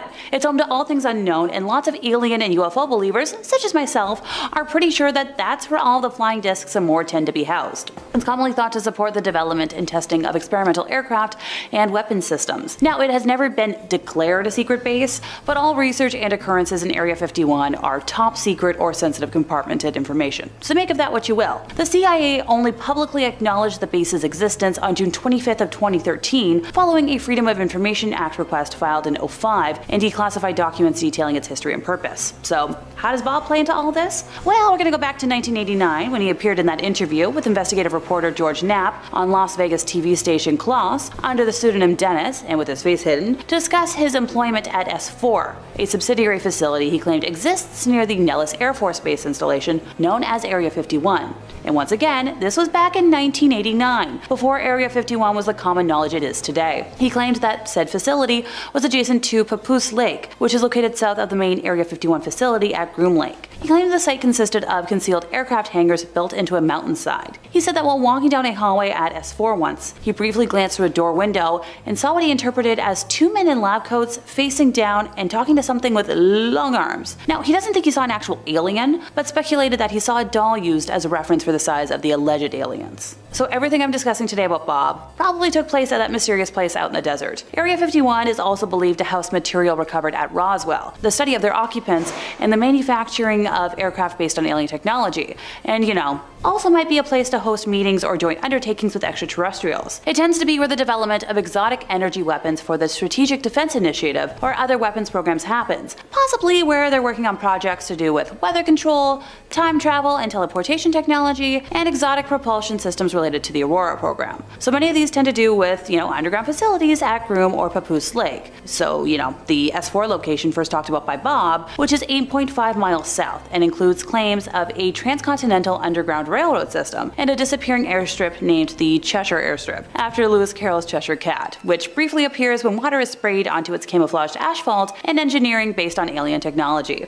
Coming in at number 3, we've got the Nennerlook. We've talked about urban legends from the far west coast and the most populous city, so now let's take a trip out east. Known for its quaint, peaceful charm, Newfoundland is the last place you'd expect to find terrifying urban legends, right? I mean, you can get screeched in and end up with a scary hangover and only a faint memory of your previous night, but that's something else entirely. The monster seen near Newfoundland dwells in the sea, but does so unconventionally. How do you think sea monsters usually get around? By swimming, right? Well, this thing acts a little differently than most. First sighted by Sir Humphrey Gilbert back in the 16th century, it was described as a lion-like creature. This fits the description of an Inuit cryptid known as the Nennerlook. Legends of such a creature have been passed down through generations of people, but it was considered just a legend to outsiders until Sir Humphrey Gilbert came across it himself. The Nennerlook is a gigantic beast estimated to be as tall as an iceberg. It's got white fur, huge ears, and loves to eat anything that gets close enough. Seals are the classic meal, but it won't turn down a human if they get close. Now, back to that bit about movement. The Nennerlook doesn't swim, it walks along the bottom of the ocean. Yep, not the most efficient way to get around, but it gets the job done. Imagine watching a gigantic beast just walk out of the sea towards you. This is also the reason why people say that it's not really ever seen away from shore. It makes sense considering how deep the ocean is. But if you ever spot a little antenna poking out of the water, it's time to get a move on. And if you ever hear a deafening roar, it's probably too late. Coming in at number 2, we've got the Cabbagetown Tunnel Monster. We'll return to Toronto for a moment, you know, because of the urban qualities of these legends. Get it? Well, every tunnel system has its fair share of legends, and the Cabbagetown Tunnel is no exception. I'm surprised nobody's gone back and tried to get footage of this strange creature. Back in the 70s, a kitten ran away from home. While searching for his lost feline, a man came across a tunnel in Cabbagetown. Thinking that the kitten might have run in here to hide, he descended down into the abyss. Scanning the darkness for any sign of the little animal, he noticed some motion off to the side. Thinking it might be what he was looking for, the man pointed his flashlight at the movement and saw something he was definitely not expecting, neither cute nor cuddly. He claims to have seen a monkey-like creature with glowing orange eyes standing at half the height of a man covered in gray fur. If that horrible sight wasn't enough, listen to this. The man froze up and kept his light trained on the monster. The monster didn't like this much and told the man in an awful, trembling voice, "Go away. Go away." And guess what the man did next? He hightailed it out of there and didn't look back. This story made its way around for a while, but nobody ever properly looked into it. That is, until a year later. The man's friend had convinced him to share his story, so he went to the Toronto Sun with the scoop. A reporter accompanied him back to the tunnel, and they both scoured the inside. Looking around, they didn't find any evidence of a monster, but they did discover the remains of a cat. Some speculate that the tunnel leads to a point in the Toronto sewer system, and others have different ideas. Either way, nobody has seen the Cabbagetown sewer monster since. Would you go looking? Finally, at number 1, we've got the ghost ship of Northumberland Strait. Heading back east for a moment, let's consider the Northumberland Strait. This is a body of water that separates Prince Edward Island from Nova Scotia and New Brunswick. It's said that there is a ghost ship that sails upon the strait, more often than not totally engulfed in flame. The legend dates back over 200 years and always seems to play out the same way. Folks on land will look out to see a beautiful schooner with pure white sails. As they look on, these sails will catch fire and the whole ship starts burning. Often people will head out on rescue missions only to find that there was never a ship to begin with. Legend says that the ship will only appear before a northeast wind, predicting a storm. So where does this ghost ship come from, and why does it always come back? Well, some people believe that the ship was captained by a pirate who made a deal with the devil. The ship had been fired upon and was burning fast. He wanted his treasure hidden and protected, so he signed the pact and sealed his fate. Now he and his crew are doomed to sail forever on this perpetually burning ship. Yikes. Now, skeptics will tell you that the ghost ship is simply a mirage, but if that were the case, then how do they explain the flames? How very Canadian, eh? I'm glad my homeland has some legends that can stack up against the big ones from other nations. There are plenty more where that came from too. Any real Canadian remembers reading all sorts of real Canadian ghost story books after scholastic fairs. Coming in at number 2, La Llorona. La Llorona, also known as the Weeping Woman or the Crier, is one of the most famous legends not just in Spanish culture but across the world. This lore states that a woman was abandoned by her husband and was left alone to raise her 2 children. children. The woman was devastated, so she drowned the boys in a river out of grief and rage. As a result, the woman was condemned to wander for all eternity until she finds the bodies of her children, often causing death and misfortune to those near her. Now, according to the legend, in a rural village lived a young woman named Maria. She came from a poor family but was known around her village for her beauty. One day a wealthy nobleman came to the village, who stopped in his tracks when he saw Maria. He proposed to her and she immediately accepted. The two wed and had 2 sons together. However, the husband was always travelling, and when he came home he only paid attention to the children. And as time passed, Maria could tell he was falling out of love with her. She was right, because one day he returned to the village with a younger woman and bid his children farewell. Now this is when Maria drowned her 2 children in blind rage. However, once she realized what she had done, she searched the river for them, but they had already been swept away. Days later, she was found dead on the riverbed, having committed the 2 ultimate sins, murder and suicide. Her spirit now haunts the land of the living and the dead, weeping for her children, earning the name La Llorona. She kidnaps wandering children at night, mistaking them for her own, while begging the heavens for forgiveness, while drowning the children she kidnaps. Folks who have claimed to have seen her say she appears at night by rivers or lakes wearing a white or black gown with a veil, and others say that if you hear the cries of La Llorona, you are marked for death. Spooky. There was also a film, I watched it recently. It was utter trash, so hopefully the legend's creepier. Finally coming in at number 1, El Coco. The Coco, also known as the Cuco, Coca, or Cuca, is a mythical ghost monster equivalent to the boogeyman, found in Hispanophone and Lusophone countries. In Spain, Portugal, and Latin America, the legend goes that parents will often invoke the Coco, or Cuca, as a way of discouraging their children from misbehaving. They sing them lullabies or tell frightening rhymes which warn their children of El Coco. If they misbehave or don't obey, El Coco will come and get them, and then eat them. Classic. El Coco is a child eater and a kidnapper. It may devour the child immediately and leave no trace, or it may take the child away to a place of no return. However, it only does that to disobedient children. El Coco is known to lurk on rooftops, on the lookout for misbehaving children. It takes the shape of dark shadows and represents the opposite of a guardian angel, with the El Coco frequently compared to the devil. Now, one of the oldest known rhymes about the Coco originated from the 17th century and went like this, I quote, "Sleep child, sleep now, else Coco comes and will eat you." I mean, straight to the point really, I respect that. Now you could easily draw comparisons between El Coco and the boogeyman. However, unlike the boogeyman, Latino parents use Coco to drive the fear of God into their children. Now another legend has it that El Coco is Francisco Ortega. At the beginning of the 20th century, Ortega was so desperate to find a cure for his tuberculosis that he visited a curandera. He was told to drink the blood of children, so he kidnapped a 7-year-old boy named Bernardo. However, I have my doubts about this, considering the original Coco rhyme predates the Ortega legend. What do you guys think though? Coming in at number 3, we've got the Mazzarol. Speaking of non-human entities, let's take a quick trip to the mountains. The Italian Dolomites, to be specific. No relation to the comedian turned movie star recently played by Eddie Murphy. This mountain range sits stoutly in northeastern Italy and is full of legends and secrets. Plenty of cryptids and creatures are said to roam these mysterious mountains, from fairies to wizards and witches to mythical royalty. But the creature that piques my interest the most is the Mazzarol. In the valleys of Belluno province, this myth is still well known and widespread. This tiny, playful creature resembles a gnome, so make sure you tag your friends and let them know they've been known. Woo!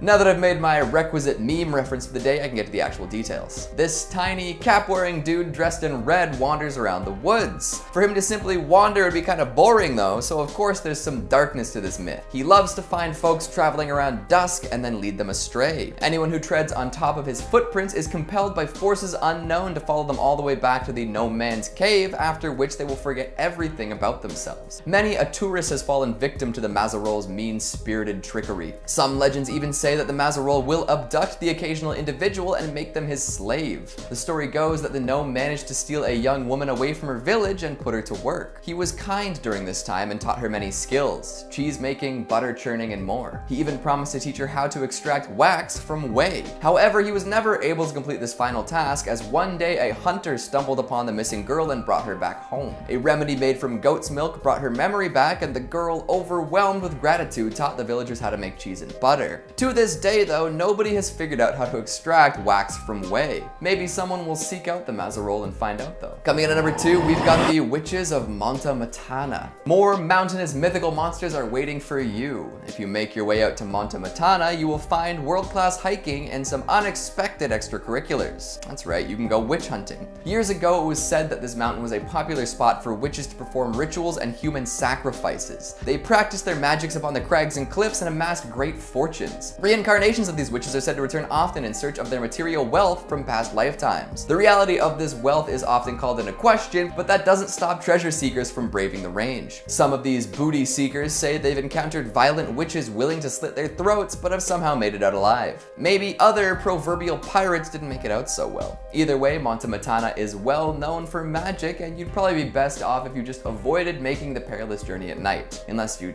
like to run into some witches, and in that case, I'll reserve judgment. And finally, at number 1, we've got Poveglia Island. This tiny island about a half-mile from Venice has been shut off from the public for years. Some call it the Plague Island. Why? Well, I'll get to explaining. In the late 18th and early 19th centuries, this fortified island was used as a quarantine station. Over 160,000 infected folks were brought here to live out their last painful days away from the healthier portion of the population. Many mass graves have been discovered nearby over the years, proving how unfortunate anyone who paid Poveglia a visit really was. Napoleon stored weapons on this island as well, and when it was discovered, many small battles were waged. This, of course, added to the island's body count. Even later on, a mental hospital was built on the island. Legends say that one of the doctors in charge would treat his patients horribly, often torturing them and tossing them from the bell tower. With all these horrifying historic events taking place on the island, it's no wonder that folks think it's haunted. In fact, there's absolutely zero public access to this island. The folks in charge have deemed it too dangerous to visit. Venturing out to Poveglia is literally illegal. What could they be hiding out there? The wild and wicked history makes folks think that there might be something sinister waiting in the sandy shadows. Anyone else craving pizza all of a sudden? Maybe pasta and parm? Or am I the only one who gets hungry after talking about ghosts? Is that weird? Number 2 on this list is microorganisms. We just talked about how Venus could be the host to life, bacteria or other small organisms that we've yet to identify. Well, one of the biggest arguments against aliens living among us is that we haven't seen them yet. Sure, there have been some stories here and there, but nothing on a major and global scale. What if we aren't looking properly though? What if our understanding of life doesn't match with what an alien life form is? Scientists have thought deeply about this possibility and what this could mean. This life, seeing as it would not compute with our definition of life, would actually live in what experts refer to as a shadow biosphere. Now, this shadow biosphere isn't some alternate dimension or ghost realm, but it's a biosphere with organisms that have a completely different biochemistry than we're familiar with. We're made up of carbon and nitrogen, but why are we automatically assuming that an alien would be made up of this as well? It could be just as likely that alien beings are made up of other elements. If this was the case, then it's most likely on a microscopic scale, and that's why we haven't been able to recognize them yet. We currently have a very limited way of studying microbes, and we need to be testing for a very specific microbe to know what it is. If we aren't searching for the proper microbe though, then it's very likely we could miss it. A lot of scientists have gotten on board with this shadow biosphere train and talked about its legitimacy. Once again, this isn't damning proof that there are aliens out there, but it does mean that there isn't damning proof against them either. Just because we don't see alien life, it doesn't mean that it's not here. Number 1 on this list is the 2004 UFO sightings. Now, I just used this point in a previous video called Top 5 Scary Discoveries the Government Doesn't Want You to Know About, and I do hate reusing the same point, but it just has to be included in this video as well. For those who aren't aware, the 2004 UFO sightings happened very close to San Diego by the United States Navy. These sightings were by multiple people and even caught on video. Just like in our last top 5 video, I want to play some of the footage so you guys can see what I'm referring to here. Those videos were caught by the US Navy and weren't released to the public until years after it happened. As you can see in those clips, the UFO that is flying through the sky doesn't look like anything man-made at all. The way it moves through the air is unlike anything we've been able to build. For instance, one of the Navy officers reported seeing it cruise at 60,000 feet and then immediately dropping to only 50 feet above the sea. It did this without making a sonic boom and did it almost instantly. That defies our current understanding of flying objects and leads a lot of people to believe This was from another intelligent species. Now, no one is sure if this object was being piloted by some sort of alien or if it was an alien probe operating by itself. I should also note that a UFO sighting isn't undeniable proof of alien life. It might just be something that we don't understand. However, the way that it flies through space has got to make us wonder. If something is flying through our air like that and it's that advanced, is it possible that something like that could have landed without us knowing? I think that might be a fair assumption. And if that's possible, then is it also possible that some sort of alien creature got out of said object and is now living among us? Frankly, I think that's also a fair assumption too. We obviously don't know for sure, but I think that this footage is some of the clearest proof that aliens living among us might be a reality. Number 3, the Gander, Newfoundland encounter. Our next story comes to us from Gander, Newfoundland, and it happened on February 10, 1951. A U.S. Naval Reserve Lieutenant and pilot Graham Bethune was occupying the captain's seat of a plane flying near Newfoundland, Canada, when he spotted something unusual, massive, and rapidly approaching towards the plane. It resembled a disc. The co-pilot made a report of what he saw, and this is what he wrote. Take a listen. I observed a glow of light below the horizon about 1,000 to 1,500 feet above the water. The pilot and I observed its course and motion for about 4 or 5 minutes before calling it to the attention of the other crew members. Suddenly, the object changed direction at an incredible speed and began to pulsate, changing its colors as well. Then, it somehow reversed its course and tripled its speed until at last it disappeared over the horizon. The report would go on to say that whatever this object was, it came within 5 miles of the aircraft, which was proven later by radar evidence. Now, when the plane had landed, the entire crew was detained by intelligence officers and interrogated. At their destination, pilot and passengers were questioned again by naval intelligence and required to sign full disclosure documents. Now, take this next part with a grain of salt.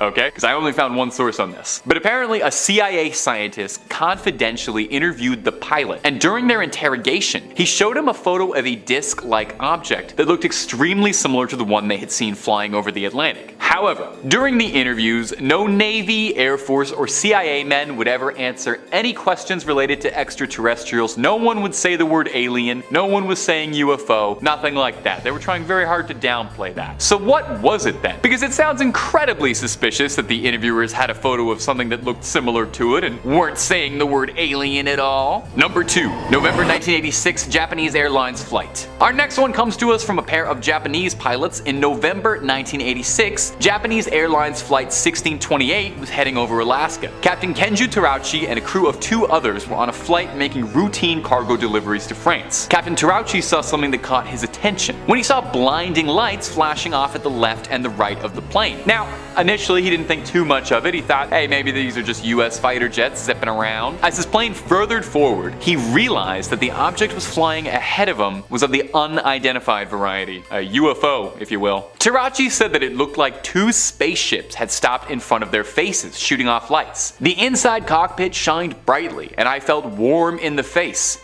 he wrote. That almost sounds kind of pleasant, to be honest. Captain Terauchi described the objects as being cuboid-shaped spaceships with a jet propulsion system that had horizontal lines of circular exhausts clustered around a dark center. The captain had also reported that when the plane had flown by this object, ground communications were cut out and all radar was blocked. Well, that's kind of odd, isn't it? Pretty interesting. Well, if you thought that was weird, the FAA would agree with it. That's the Federal Aviation Administration, who investigated the report very closely, interrogating Terauchi for everything they could out of the incident. Now, during this questioning, his co-pilot and flight engineer, they said that they thought the object they saw was just strange lights, but they did agree that they really couldn't easily explain what it was they saw. In the end, the FAA ruled that what it was light refraction through ice crystals suspended in clouds. A bunch of science words. Sure. Number 1, Lieutenant Gorman. Our number 1 spot on this list is a humdinger of a tale. Now, most of us can only hope to maybe someday see a UFO in our lives, but I mean, maybe if you were like me and you watched Star Wars way too many times and you still ask the hairdressers to get your hair cut like Luke Skywalker, not like anybody I know. Maybe you dream of flying an X-Wing through the stars, dodging lasers, getting into a cool alien dogfight. It's a shame none of us can claim we've done that, except, you know, George Gorman of the North Dakota National Guard.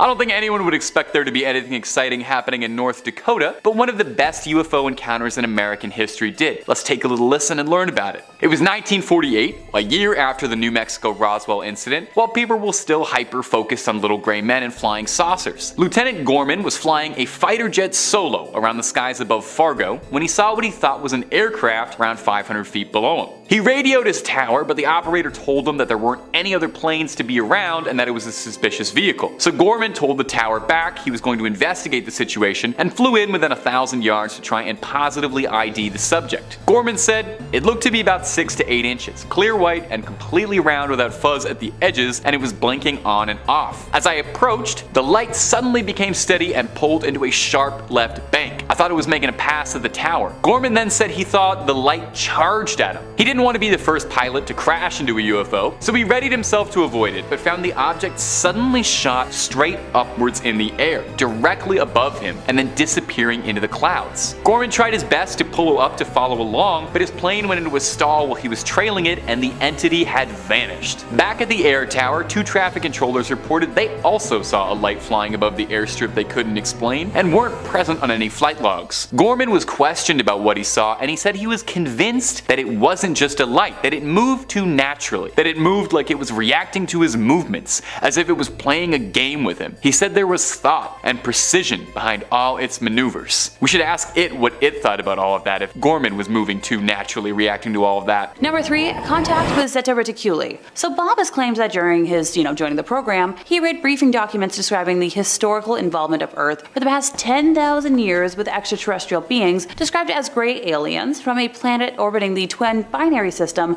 Zeta Reticuli. As of September 2019, no extrasolar planets have been found in the system, according to government experts, but we all know that they can lie to us about that. So for the uninitiated, what the heck is Zeta Reticuli? So this is a wide binary star system in the southern constellation of Reticulum. From the southern hemisphere, the pair can be seen with the regular eye as a double star in very dark skies. Based on parallax measurements, this system is located at a distance of about 39.3 light years from Earth. Both stars are solar analogs that have characteristics similar to those of the Sun. They belong to the Zeta Herculis moving group of stars that share a common origin. So you might be asking, okay Alexa, what does this have to do with aliens? So does anybody remember Skinny Bob?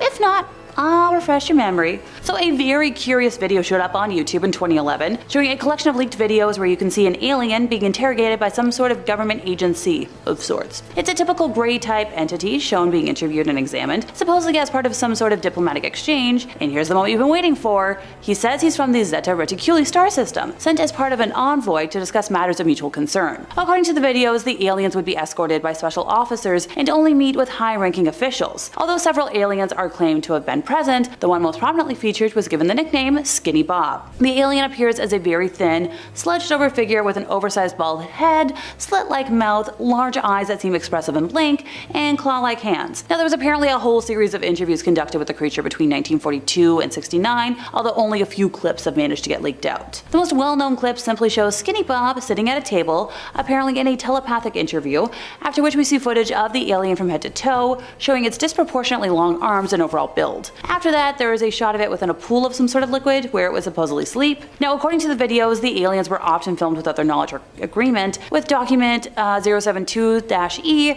supposedly describing an incident in 1961 where 3 of the beings realized they were being secretly filmed by a hidden device, which was considered a violation of their agreement. There was a treaty that stipulated that photographs and filming of the entities would not be allowed unless specific permission was given. The diplomatic exchange of it all matches up with what we know about Area 51 being a place for secret meetings and more.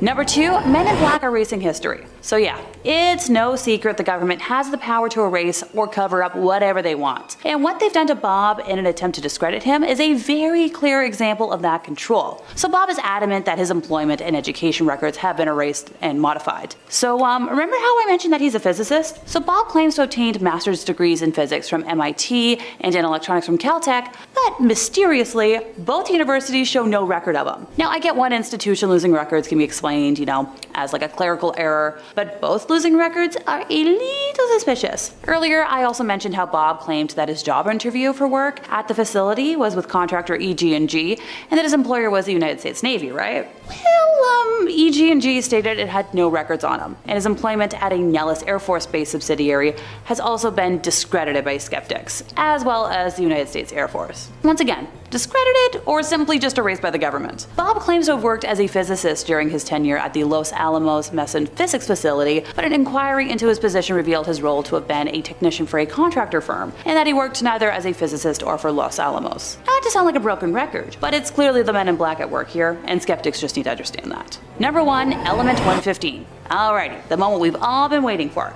What the heck is Element 115 and what does it do? So Bob has claimed that the propulsion of the studied vehicle that he reverse engineered ran on an antimatter reactor and was fueled by the chemical element with atomic number 115, which at the time was provisionally named unempentium and had not yet been artificially created. It was first synthesized in 2003 and later named moscovium. He said that the propulsion system relied on a stable isotope of E115, which allegedly generates a gravity wave that allowed the vehicle to fly and to evade visual detection by bending light around it. Now, no stable isotopes of moscovium have yet been synthesized. All have proven extremely radioactive, decaying in a few hundred milliseconds. In 2017, Bob's workplace was raided by the FBI and local police, which he theorizes was to recover Element 115, a substance he said he kind of kept from the government lab. I don't blame him. Coming in at number 5, we've got Ogopogo. Let's start with a famous one. Move over, Nessie. We've got a Canadian sea cryptid to discuss. If you've ever been to British Columbia, you'll know that there are plenty of mountains and lakes to explore. One of the more well-known ones, both for its picturesque qualities and supposed housing of a monster, is Lake Okanagan. Situated in Kelowna, this lake is famous for its vacation-friendly beaches. But if you head out looking for a relaxing day on the water, you might meet up with a strange beast. Sightings of the Ogopogo date back to 1972, but indigenous legends have been telling tales of the creature for much longer. It's described as a long, slender creature with many humps and a horse head that peeks out of the lake during thunderstorms. Sound familiar? While not nearly as famous, Ogopogo is quite similar to Nessie when you get down to it. Both are aquatic, hard to find, and attract all sorts of cryptid hunters. All sorts of folks have claimed to see Ogopogo swimming around, popping its head out of the water from time to time. Photos and videos are common, but none are really verifiable or convincing. Thankfully, the creature seems to be relatively friendly. For all these sightings and rumors, there haven't been too many claims of violence or aggression from the lake-dwelling beast. In fact, it's actually quite well liked by everyone. In the 90s, the Canadian government commissioned a postage stamp in honor of Ogopogo. Way to go. Skeptics all have their explanations for what it might actually be, with one prevalent idea claiming that it's actually a primitive whale that only comes out during calmer seasons. Regardless of whether it's real or not, what's more fun to say in the end, Nessie or Ogopogo? I'll let you guys decide. Coming in at number 4, we've got the University of Toronto Phantom Worker. If a film is being shot in Toronto, you're more than likely going to catch a glimpse of U of T's campus. The school's buildings are ornate and beautiful, perfect for giving a scholarly feel to any scene. A lot of the buildings have facades that date back to the early 19th century, giving them a timeless feel. Of course, with any buildings that have been around so long, there will be ghost stories. Back in the 1920s, U of T built a Gothic memorial to honor students who had died during the First World War. During construction of this elaborate memorial, many workers were hired to help out. Legend says that one of the workers fell from the tower while polishing the bells, a true Hunchback of Notre Dame moment. Ever since that fateful incident, students and faculty alike have claimed to see the ghost of the worker wandering around campus. Some even claim that there have been ghostly apparitions falling from the tower. Folks who don't know the legend will run to see if the poor fellow is okay, but never find a body. So much for being a good Samaritan. There are many other ghost stories surrounding the university as well, but none so stomach-dropping. Stonemasons with murderous qualities, little girls lost in planetariums, and a baker who managed to trap his mistress inside a secret room. The stories are real, but are the ghosts still haunting the campus? I suppose you'll have to pay the institution a visit and find out. Just try not to get roped into paying tuition, alright? That's scarier than any ghost story. In our number 2 spot today, we have the Shag Harbor incident. This UFO encounter is often referred to as Canada's Roswell, so I was shocked that I hadn't heard of it before. Basically, this incident took place on October 4th, 1967, when an unknown object crashed into the water near Shag Harbor, which is a tiny town in Nova Scotia. There were at least 11 people who witnessed this object as it crashed, and many people claimed to have heard a whistling sound followed by a loud bang when the crash took place. The witnesses that that claimed to have seen the UFO were all doing a bunch of different things at the time. One couple was just sitting on their porch, but the two witnesses that really get me are a flight pilot and a ship captain. On Air Canada Flight 305, First Officer Robert Ralph pointed out to Captain Pierre Charbonneau that there was something strange at the left side of the aircraft. They reported an object tracking along on a parallel course a few miles away and described it as a brilliantly lit rectangular object with a string of smaller lights trailing the object. Shortly after they first noticed it, there was a large but silent explosion near the unknown object, and then 2 minutes later there was a second explosion, but this one faded to a blue cloud. As for the ship captain, Captain Leo Howard Mercy, he saw 4 blips on his Decca radar that were totally stationary. This led to him looking up to the sky, and that is when he saw 4 bright objects sitting in a rectangular formation about 28 kilometers from the vessel's window. He wasn't the only one who saw it on board. The entire crew of nearly 20 fishermen stood on deck and watched. A man named Laurie Wickens was another one of the witnesses, and he and some of his friends ended up calling the RCMP, the Royal Canadian Mounted Police, because they saw a huge object floating in the Atlantic Ocean about 1,000 feet off of the shore. This is all super weird, and not only the RCMP, but also the Royal Canadian Navy and the Royal Canadian Air Force became involved in investigation, but nothing was ever recovered or found. But it was also revealed that all commercial, private, and military aircrafts along the eastern seaboard were accounted for, so what could have all these witnesses seen? Since they have never officially identified what it was in the official Government of Canada documents, it is listed as a UFO. And finally, in our number 1 spot today, we have the Westall incident. Taking it back to 1966, we have the largest mass UFO sighting in Australia that at the time was largely ignored. This incident took place when over 300 students and staff members of a school in Melbourne all witnessed multiple UFOs silently flying through the air before they landed in a nearby field. Well, there's been a ton of speculation about this incident in the many years it's been. One witness account stands out among the rest, and that is the account made by the science teacher from the school, Andrew Greenwood. He was alerted to the UFO event by a hysterical student, and when he went outside to see for himself, everything changed. Previously a skeptic of UFO stories, Andrew's mind was abruptly changed when he saw, as he described it, a round silver object about the size of a car with a metal rod sticking up in the air. He went on to explain that suddenly 5 planes came and surrounded the object, all while more people were gathering to watch. He called what happened next the most amazing flying he has ever seen, explaining that, quote, every time they got too close to the object it would slowly accelerate, then rapidly accelerate, and then move away from them and stop. Then they would take off after it again, and the same thing would happen. This went on for about 20 minutes before the mysterious object just vanished. As weird as this all was, what was almost weirder was what happened next. Firstly, the headmaster of the school is said to have tried to put a stop to anyone talking about the incident at all, threatening severe punishment to any student or staff who was caught speaking about it, and when the Royal Australian Air Force contacted him,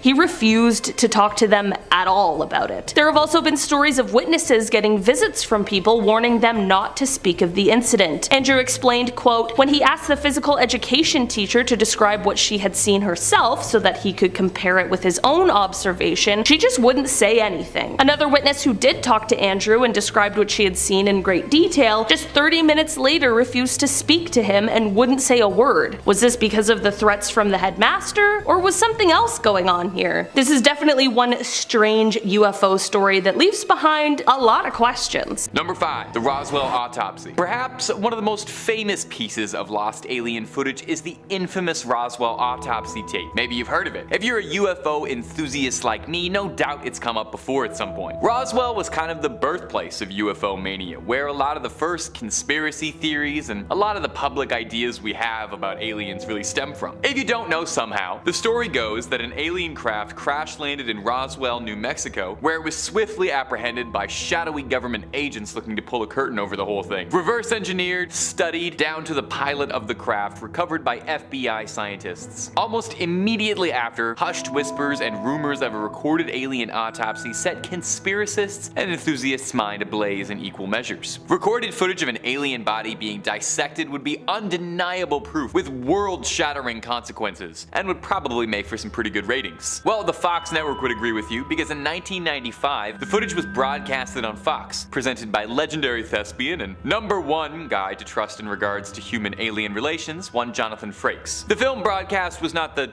true footage of the autopsy, but rather a high-budget recreation to show for a wider public audience what had happened. The director claims he had seen the original footage from the 1947 autopsy, but couldn't release it. He claims that he spliced shots from the original footage into the faked footage to provide some clarity, but didn't tell us what was real and what wasn't. And he insists that the video wasn't faked, but rather a reconstruction for educational purposes. Now, despite only being a reenactment, the special effects of the footage are remarkable. It does look pretty believable. It was helmed by industry legend Stan Winston, the special effects warlock responsible for bringing the Predator and the aliens alike. The alien body in the footage was filled with sheep guts, chicken entrails, pig knuckles, and raspberry jam to create the illusion of an alien filled to bursting with foreign organs, and probably tasted halfway decent with a little bit of soy sauce. So was the footage ever actually real, or was it all just cooked up to sweep up viewers on a dwindling TV season? The director maintains always that what he saw was real, he just wasn't allowed to show it, and did his best to show us what happened. There's an interesting discussion to be had there, I think. Was he just showing how easy it is to fraud something, manipulate people into believing whatever they see? Who's to say if the true footage ever did come out, we would even believe it? We would probably just dismiss it the exact same way. But if you want to see way more scary footage, real or not, dismissible or provable, we have got loads and loads of that for you to enjoy. So click through, stay a while, and get scared all night long with Top 5 Scary. I'll be here the whole night and in this building. Number 4, Edgar Mitchell. The thing about most alien sightings is that they don't always come from the most reputable of sources. You know, it's usually a random internet post, maybe a blurry shot from an iPhone kind of thing, posted on Reddit with a caption like, "What is this?" Or, you know, it's somebody who was walking home late at night and saw some lights in the sky and didn't know it was a plane. And while I think we should respect the voice of the people and the common man, it'd be nice if we got someone with a little bit of clout to their name. Well, luckily we've got more than a few astronauts who've seen bizarre things up there and are willing to share their stories. Edgar Mitchell is one such man. He's stood on the face of the moon before, he helped save the Apollo 14 mission from becoming a disaster, he's the 6th man to ever walk on the moon, and he is a lifelong defender and believer in aliens and UFOs. Mitchell claims that he's seen things that prove existence of life outside the planet. First and foremost, he is a firm believer of the Roswell conspiracy, and he insists that all those stories are true and that the military has been hiding the truth behind what happened at Roswell for decades, adding on to say that it was buried, and the military propagated a covert movement to discredit everything that had happened at Roswell, to deter people from taking any news about UFOs and flying saucers seriously, dismissing it forever as tinfoil hat stuff. Mitchell claims that NASA believes the public wouldn't be able to handle the truth. Come on, we're ready. We're ready, we're all ready, we're big enough now to know the truth. It's like the Tooth Fairy, we're grown up, we know where the quarters are coming from, just tell us. And Edgar Mitchell's been trying to just tell us. In 2004, Edgar Mitchell told a Floridan newspaper that he knew there was a secret cabal inside the American government that took in and studied alien corpses, and that after JFK was removed from office, the group did not answer to the president and didn't include the commander-in-chief in their briefings. He was quoted saying, "They all know that UFOs are real. The question is where they are coming from. A shadowy organization existing outside the president's control with insider knowledge on aliens and trying to suppress the public." Did Mr. Mitchell just casually confirm the Men in Black are real? Now, NASA themselves obviously denied all of Mitchell's statements, but obviously they would. What government is going to throw their hands up and admit that they have been slicing up alien bodies on the side? Number 3, the first flying saucer. Now, while the Roswell, New Mexico incident was the UFO sighting that really shot alien sightings into the mainstream public consciousness and kind of defined what alien sightings look like, you know, the idea of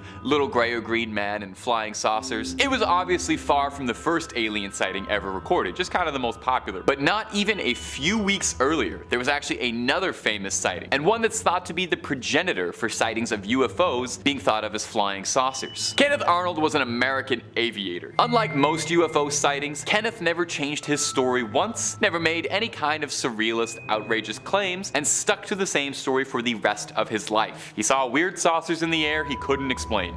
Well, let's take a listen. It was 1947, June the 24th, weeks before Roswell, which occurred in July 1947. Mr. Arnold was flying his private plane over Washington by Mount Rainier. I've never been to Washington, so you guys gotta forgive me. He was looking for a recently downed transport plane that had a $5,000 bounty the US military was offering in exchange for its finding. As he was approaching the summit, Arnold noticed that he saw 9 blinding flashes of light hovering up above. When looking in closer, they resembled ships but looked like discs. Arnold said that he saw them flying in a bizarre pattern, with each positioned diagonally together, reporting that it reminded him of the tail of a kite. Arnold was an aviation expert and said that the craft seemed far more advanced than anything human beings were capable of at the time, moving at unbelievable speeds. He landed at a nearby airport and told crew that he saw something bizarre he couldn't rationalize, worried that perhaps it could have been missiles being fired at Washington. Reporters interviewed him and he was pressed for several questions, but no one could corroborate or figure out just exactly what it was he had seen. Arnold was questioned by the Army as well, who took his claims remarkably seriously, as he was a fairly respected and reputable man, and there wasn't really the same culture surrounding aliens and UFOs, and as such, his claim was met with genuine worry. No one ever figured it out, but the story of them being saucers, combined with the saucers seen in New Mexico, led to the public perception of UFOs picturing them as saucers for the better part of 60 years, pretty much to this day. Number 2, the Travis Walton abduction. Now, abduction stories can sometimes be a little much to believe, even for those with the most open minds who want to believe. You know, they all seem kind of the same. It's somebody you maybe can't trust driving home late at night, saw something strange, they woke up in a blinding light room and they got poked and prodded by little gray men. Well, Travis Walton's story is not dissimilar to that. It's pretty out there even by abduction standards, but it's too juicy to pass up, so pop open those ears. In 1975, Travis Walton was working as a logger and was facing a fairly routine day, 6 other loggers and him driving around in the forest, when they saw something incredibly bright shining at them through the treetops. One of the men claimed it looked like a flattened disc, a saucer of sorts even. Walton stepped out of the bed of the truck to investigate and was struck by some invisible force that knocked him backwards. The rest of the crew panicked and drove away. Huge faux pas, I'll say, leaving your coworker behind after being struck by an alien, but okay, you think you know somebody. When the crew returned, Walton had vanished. Walton awoke and had thought that he'd been taken to a hospital because he'd found himself in a blindingly bright room and could hear people moving around him. But it wasn't until he got a good look at his doctors that he knew something was amiss. 3 feet tall, with brown, quarter-sized pupils, with marshmallow-like skin. Walton freaked out, obviously, as one would probably do, and was swiftly restrained by his captors. He tried to fight them off, but was greeted by a tall creature he said resembled a humanoid, but was masked by an intimidating helmet, a kind of Darth Vader looking thing. The masked creature took Walton and escorted him back into the operating room and put a translucent mask over his face. And Walton drifted out of consciousness again, unsure if anything was real. The next thing he remembers is walking alongside a highway as if nothing had ever happened. He eventually finds his way to a phone and called his brother-in-law, who panically asked what had happened. It turned out that Walton had been gone for 5 days, and he was untraceable. Search parties had formed looking for him, sent dogs and choppers tracked him from the woods, but no one could find any sign of him, as if he'd blinked out of existence and then blinked right back. Travis swore what happened to him was real, a real abduction, and he's maintained that story ever since that fateful week in 1975. Now, if you think this story is fascinating and you're upset that nobody recorded any of it and there wasn't any footage of what Travis described, well, the tragic news is, yeah, it doesn't exist. You can, however, watch a 90s sci-fi movie that is directly based off Travis's case called Fire in the Sky. I've never seen it, but I'm sure it's on Amazon Prime or something. It's got Robert Patrick from Terminator 2. He's in it. He's a good actor. Yeah, check it out. And number 1, the Rendlesham Forest incident. The incident and conspiracy at Roswell, New Mexico is one of the most famous events in UFO culture. This incident is considered England's Roswell, the Rendlesham Forest incident. Few other alien sightings can boast this many government witnesses, memos, and strange proof. Let's paint the scene. It was December 26, 1980. Oh, nice and festive and Christmas themed. Surrounding Rendlesham Forest in Suffolk, England was a series of Air Force bases and US Army personnel. 2 of these stationed officers were John Burroughs and Jim Peniston. On this fateful night, the 2 of them were concerned by shining bright lights that were seen flying above the base, worrying that it could perhaps have been a threat or a spy plane scouting out their location. Burroughs said that he thought the lights looked like a beacon summoning people over, and over 40 people on the base all agreed, reporting seeing the lights and sharing their concern. So the 2 men were sent over to Rendlesham Forest to investigate. In their official document, the 2 men claimed that they had seen a strange, shining, triangular object that was pulsing with colored lights. Neither of the men recognized it as an aircraft from any military across the globe. The craft had seemed far too advanced for anything of this world. Black and made out of a smooth, opaque glass. It didn't appear to have any wings or landing gear or even really any methods of propulsion or exhaust. The men describe it as covered in hieroglyphic-like symbols etched onto the hull of the vessel all over. Neither of the men could identify the glyphs as anything they'd seen before. Duh, it's alien stuff. As the craft touched down ground, nearby animals were being driven into a frenzy, and the airmen's equipment started malfunctioning, communications equipment cutting out. The 2 personnel could no longer call back to the base. Now, not even 2 days later, the Rendlesham UFO was spotted again. 2 days later, the same strange lights were seen hovering above the bases surrounding Rendlesham. This time, the crews came significantly more prepared, waiting and ready for the UFO to make contact. The patrol group had found depressions in the ground, and their Geiger counters started blowing up with noise. And the group had known that they'd come across where the UFO had been. And then, right on time, the patrol saw the same craft flying above overhead, disappearing into the night. Years passed, and we're still no closer to understanding just what occurred to those faithful sightings. In at number 5 we have Space Mountain. There are a surprising amount of urban legends surrounding this ride at Disney World, which is odd. It is just a ride after all, right? Nothing strange about it. According to legend, one rider was decapitated while on Space Mountain because he supposedly stood up while riding. What an idiot. Now, this is only a little bit true. There was a decapitation, but it was on a test dummy, not a real person. No person has ever been killed while riding Space Mountain. However, there is another dark legend that surrounds this ride. According to legend, on Space Mountain you can find Mr. One-Way. Some accounts describe Mr. One-Way as a red-haired man with a red face, with stories stating that he hangs out in the line for Space Mountain. But this differs depending on who you ask. According to video footage, Mr. One-Way will sometimes get onto the ride with other passengers, grabbing an available seat. However, it is said that he disappears right before you reach the final tunnel at the end of the ride. On top of that, there is supposedly a second ghost called Disco Debbie, who is also said to haunt Space Mountain, and according to some riders, she glows in the dark. Very freaky indeed. Coming in at number 4 we have Magnolia Creek Lake. Magnolia was once a thriving riverport town in southern Wakulla County, Florida, which was established all the way back in the 1820s and is now classified as an extinct city by the State Library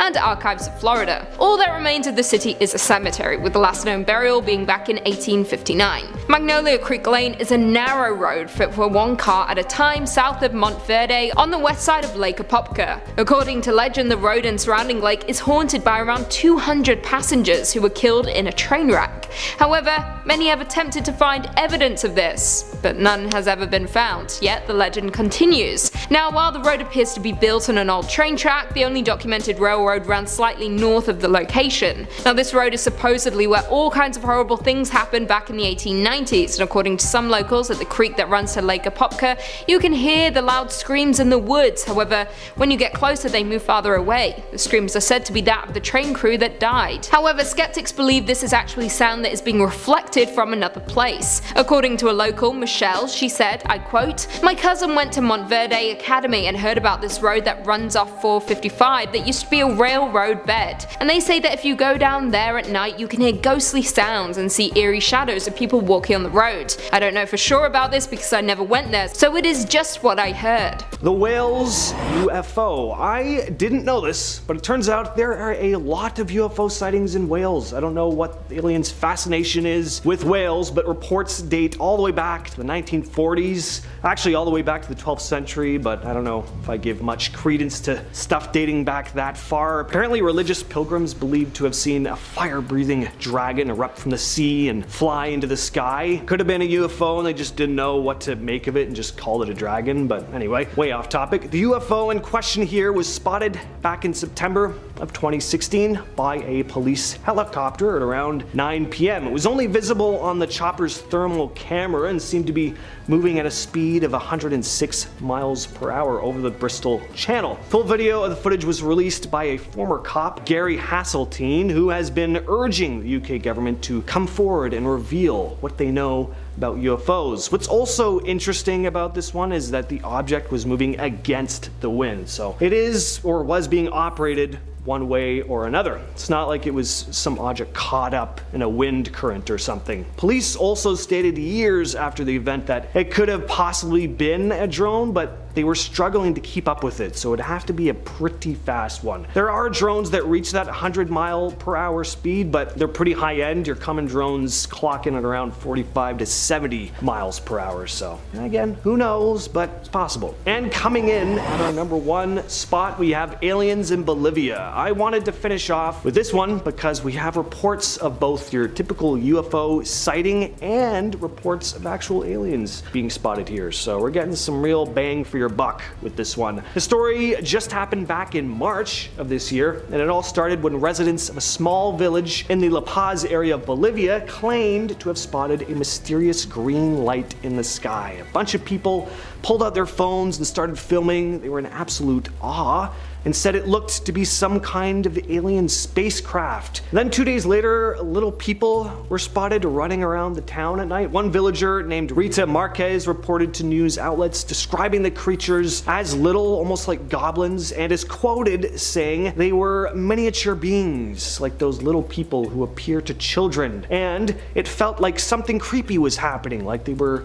welcoming their friends, you know? Now, I'm not sure exactly what she means by that, but it's definitely odd. This bizarre situation all culminated with several residents claiming to have found one of the small creatures curled up dead in a gutter one morning, the body of which soon vanished.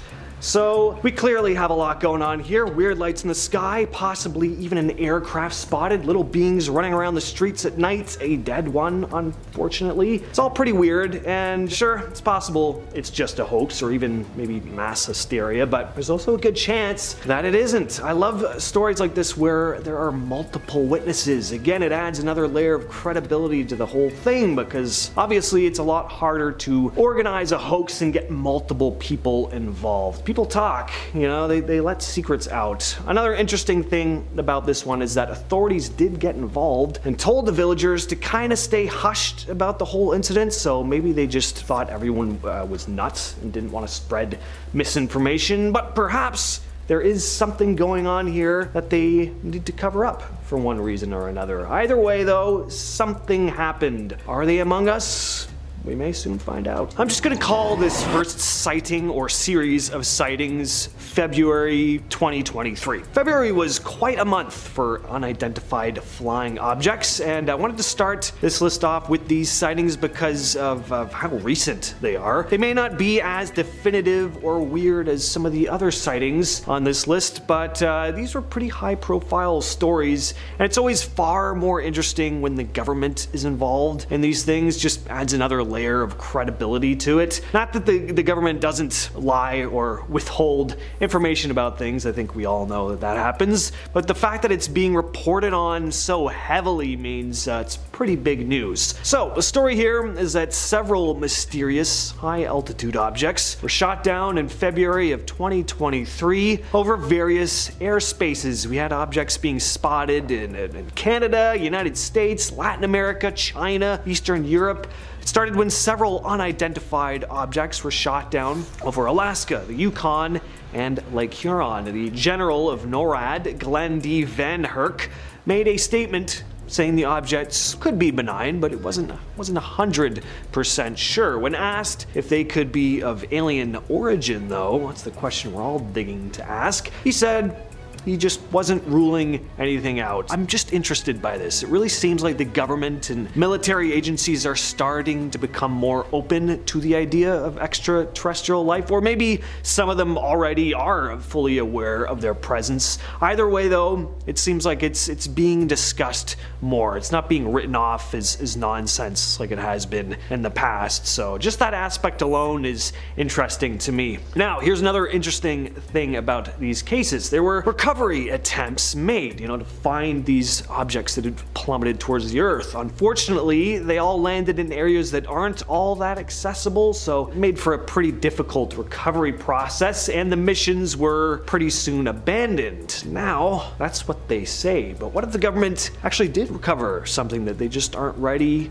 or even willing to show us? Could be the case. You never know. Next up, we have the Oumuamua. Oumuamua, it's a hard word to say. I'm gonna try not to say it too many times on here. Old news with this one, right? It's that weird cylindrical object that was spotted flying through space. It's definitely been talked about plenty of times, including on this channel, I'm sure, but it's a recent article dated March 7th of this year that I'm referring to here. So, like I said before, I think when the government, military, or academics get involved with UFO type stories, it just makes it far more interesting fascinating to me. Not that I'd totally disregard some farmer in Ohio saying he was probed by a little gray, bug-eyed alien, but I don't know. People like attention sometimes. In a recent article written by Sean Kirkpatrick, head of the Pentagon's AARO, or All Domain Anomaly Resolution Office, which specializes in unidentified flying objects, and a Harvard professor named Avi Loeb,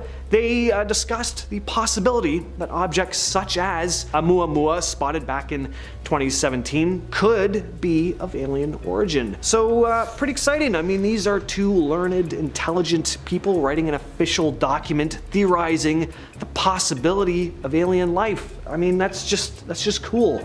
The article does say, however, that the objects, like the Oumuamua, could be, quote, a parent craft that releases many small probes during its close passage to Earth. So probes observing Earth could be good or bad or neutral, depending on whether you're a glass half empty or half full type person. Now, they didn't just discuss that object, they were looking at a variety of unidentified objects or probes, and they wanted to speculate that these crafts could potentially power their batteries from starlight, and that maybe Earth's water could be fuel. It's pretty wild stuff, and yes, a lot of it is speculative, but the fact that a highly respected scientist that spent 20 years studying physics is proposing these ideas, pretty fascinating. Something I also want to mention about people who are just very skeptical about aliens even showing any interest at all in Earth. You'll hear them say stuff like, well, extraterrestrial beings with all this advanced technology, they just wouldn't be interested in anything we're doing. It'd be like,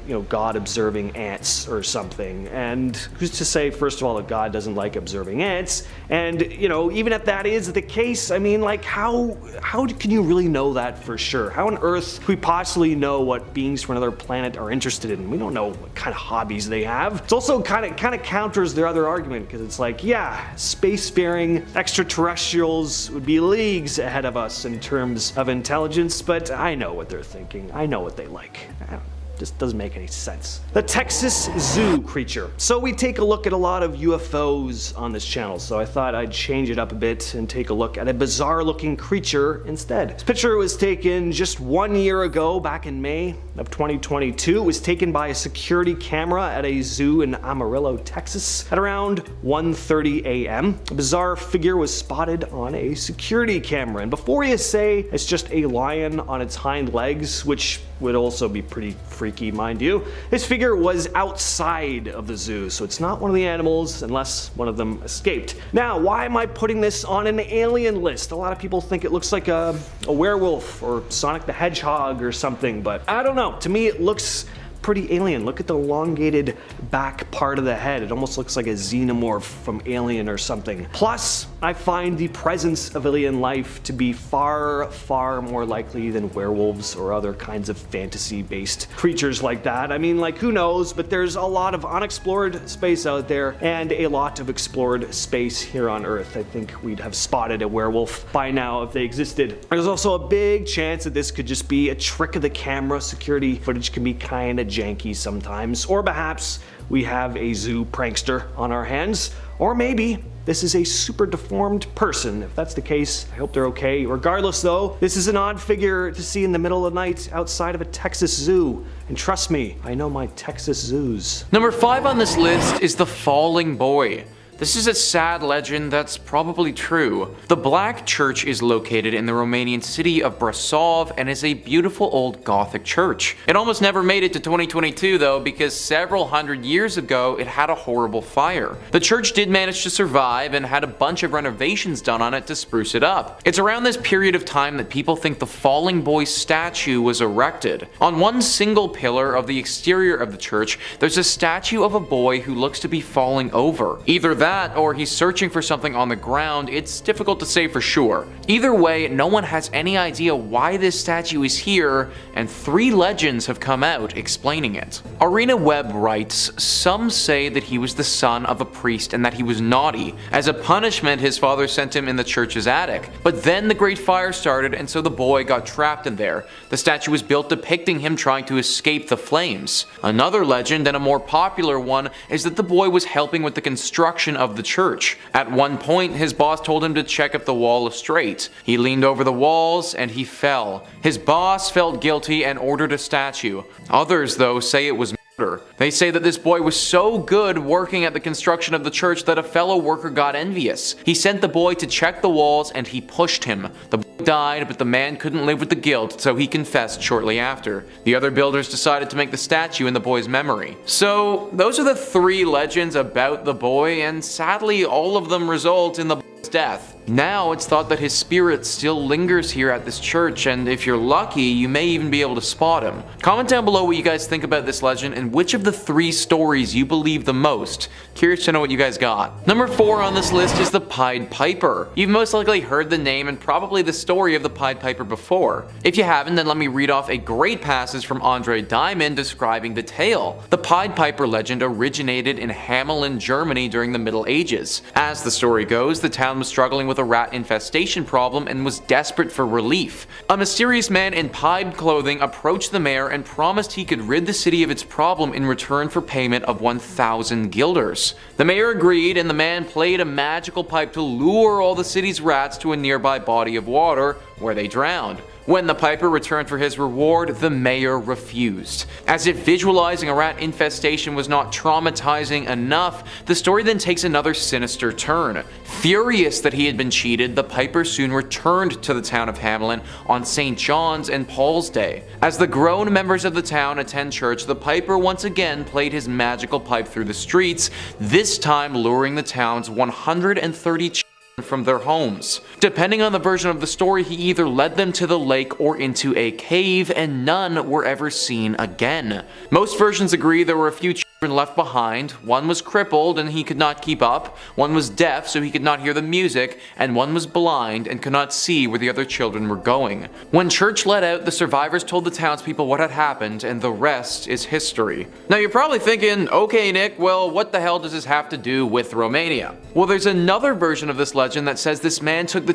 into Vagis Cave and then after a time slowly let them out. Vagis Cave is in Transylvania, and it's believed by the locals that this Pied Piper still lives there. They also think that this is the true version of the legend because there's a very large population of German-speaking Saxons in that area. These people are thought to be the descendants of the children who were taken so many years ago. Even to this day though, everyone still fears Vagis Cave and still fears the Piper. Number 3 on this list is the sacrificial lakes. Most of the time when somebody enters a body of water, they're worried about becoming food to the fish that live in the said. Most of the time when someone enters a body of water, they're worried about becoming food to the fish that live in said body of water. What they usually aren't as concerned with is becoming food to the actual water itself. That's exactly what some people in Romania believe in regards to some of their bigger lakes though. Lake Vinderel, for instance, is known to some locals as a lake which will actually swallow people up. Even the most skilled swimmers who go here will drown and never be heard from again. Most of the time these bodies are never found, but there's a legend that says a piece of bloody flesh floats on top of the water at all times. Lake Vinderel is one of the most famous, but it isn't the only lake in Romania that has some dark lore around it. One lake literally swallowed up an entire town when a slope collapsed and forced the homes along with a church inside the water. People around that area often hear the ringing of church bells as they pass by the lake, thinking that the spirits of those who died in this tragedy still haunt the area. Because of all this death in these Romanian lakes, it's now believed that sacrifices must be made to keep the water at bay. Yep, that's right guys, what better way to stop people from dying in the lakes than to have people specifically die from the lakes? That's the train of thought, and it's most prevalent in the Maramureș region of Romania amongst the elderly folk who live there. They think that the only way to calm the dark spirits who clearly inhabit these waters is to occasionally offer a human sacrifice. Now I'm gonna be honest, I wasn't able to find exact details on who has been sacrificed or when, but I imagine that this has taken place at least once in Romania's history if there's an entire legend around it. I also find it kind of interesting that the Romanians don't have a particular demon or creature in mind who could be behind this. As of right now, it's just thought that there's a dangerous entity in the lake water and that sacrificing a human should relax that entity at least for a little while. Either way, if you're going to go swimming in Romania, then stay away from the lakes. Coming in at 3, the Changeling. A changeling is a creature found in folklore throughout Europe, specifically Germany, and is believed to be a fairy child that had been left in place of a human child stolen by the fairies. It's a common theme stemming all the way back to medieval literature and reflects concern over infants thought to be afflicted with diseases or disorders. So this specific legend goes that once upon a time, at Heslock near Odenheim, a servant and a cook of a clergyman were married and living together. However, their newborn baby would not grow or gain weight. The mother was told to visit Neuhausen and give her baby water from the Syriac spring, with many believing that a visit to the spring would either restore a child back to health or would kill it within 9 days. En route to the spring, the child became heavy and monstrous in her arms, which resulted in a passing traveller yelling to the wife that she had the devil on her back. I quote, "Your child is at home in a new cradle behind the chest in the side room. Throw this monster into the brook." The mother cried but did as she was told. She threw the creature into the brook and a great howl bellowed from beneath the bridge. She fled home where she found her baby, healthy and laughing in its brand new cradle. Coming in at 2, the Children's Crusade. According to history, the Children's Crusade was a failed crusade by European Christians to regain the Holy Land from the Muslims, said to have taken place in 1212. Now the story has become blurred over the years from factual to more mythical, with some versions including the visions by a French boy and a German boy, an intention to peacefully convert Muslims in the Holy Land to Christianity, with bands of children marching to Italy, and some being sold into slavery. Yeah, it's rough. In this specific German legend though, the story tells of a misguided German boy who was visited by Jesus, who told him to go forth and convert Muslims. So following the orders of Christ, he gathered a sizable group, mostly children, and led them towards the Mediterranean, where they took boats east. Now during their journey, one boat crashed, killing everyone on board. The others, however, arrived in Tunisia, where the children were sold into slavery, and in turn, none of them made it to their destination. Sad.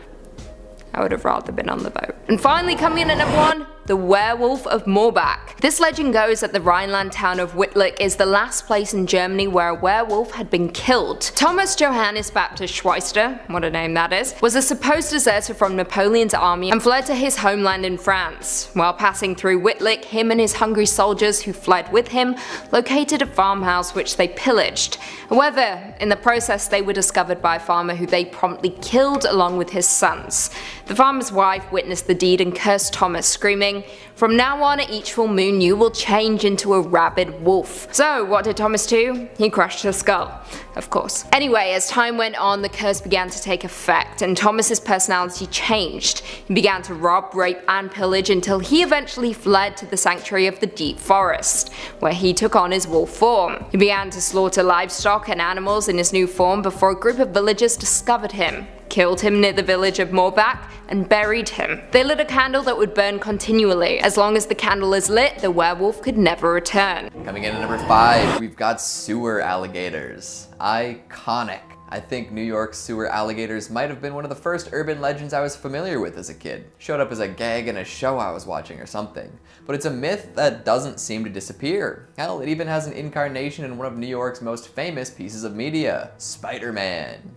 The lizard, anyone? There's something about the possibility of gigantic carnivores living in the New York City sewer system that has captured the imaginations of folks everywhere. Unfortunately, it's a story that begins with irresponsible pet ownership. Back in the early 20th century, plenty of posh people were looking for exotic pets to bring home with them. Why you would want an alligator in your penthouse is beyond me, but the rich and frivolous thought this was a smashing idea. Now, we all know this is a bad call, but hindsight wasn't quite a thing yet back then. So these folks brought baby alligators home and made cooing noises at their tiny green pals.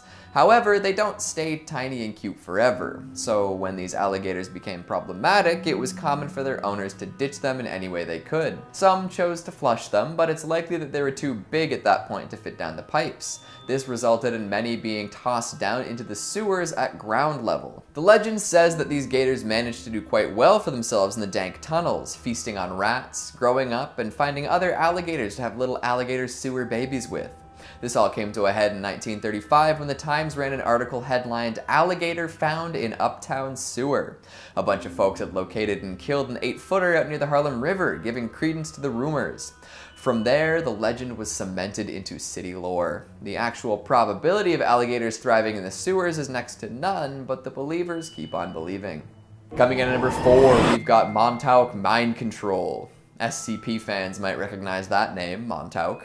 It's a hamlet at the far east end of Long Island. Because of this, it can be interpreted as the end, which kind of makes sense in that context. Stranger Things fans might have their ears perked up right now too, as rumors surrounding this village at the end of the island are basis for some parts of the show. There's an old military base out there known as Camp Hero. It's been shut down for a while, but there are whispers of some sinister stuff happening way back when. All sorts of top secret classified experiments are said to have occurred from the 60s through the 80s. The kind of stuff that would never go public because it's pretty messed up. It's almost sci-fi inspired, to be honest. Being at the end of the island lent them a fair deal of privacy, which meant the folks at the base could get up to all sorts of trouble. The big one that folks talk about has to be psychic experiments. Of course, experimenting on adults is no good. They're already fully developed and likely haven't exercised their psychic abilities. It's rumored that children were kidnapped and brought in and forced to undergo psychic experiments. They were put through all sorts of extreme tests and trials to see if they could unlock their hidden potential. Was it to create a new type of human weapon? Could it have been for the sake of espionage? Did anything really come of it? It really does smack of Stranger Things, doesn't it? An electrical engineer that claims to have worked at the site says they had alien technology there, which allowed them to turn kids into psychic warriors, which is a lot to claim, especially as it opens up the possibility of alien contact. These days, you can visit Camp Hero yourself whenever you want, as it's been converted into a state park.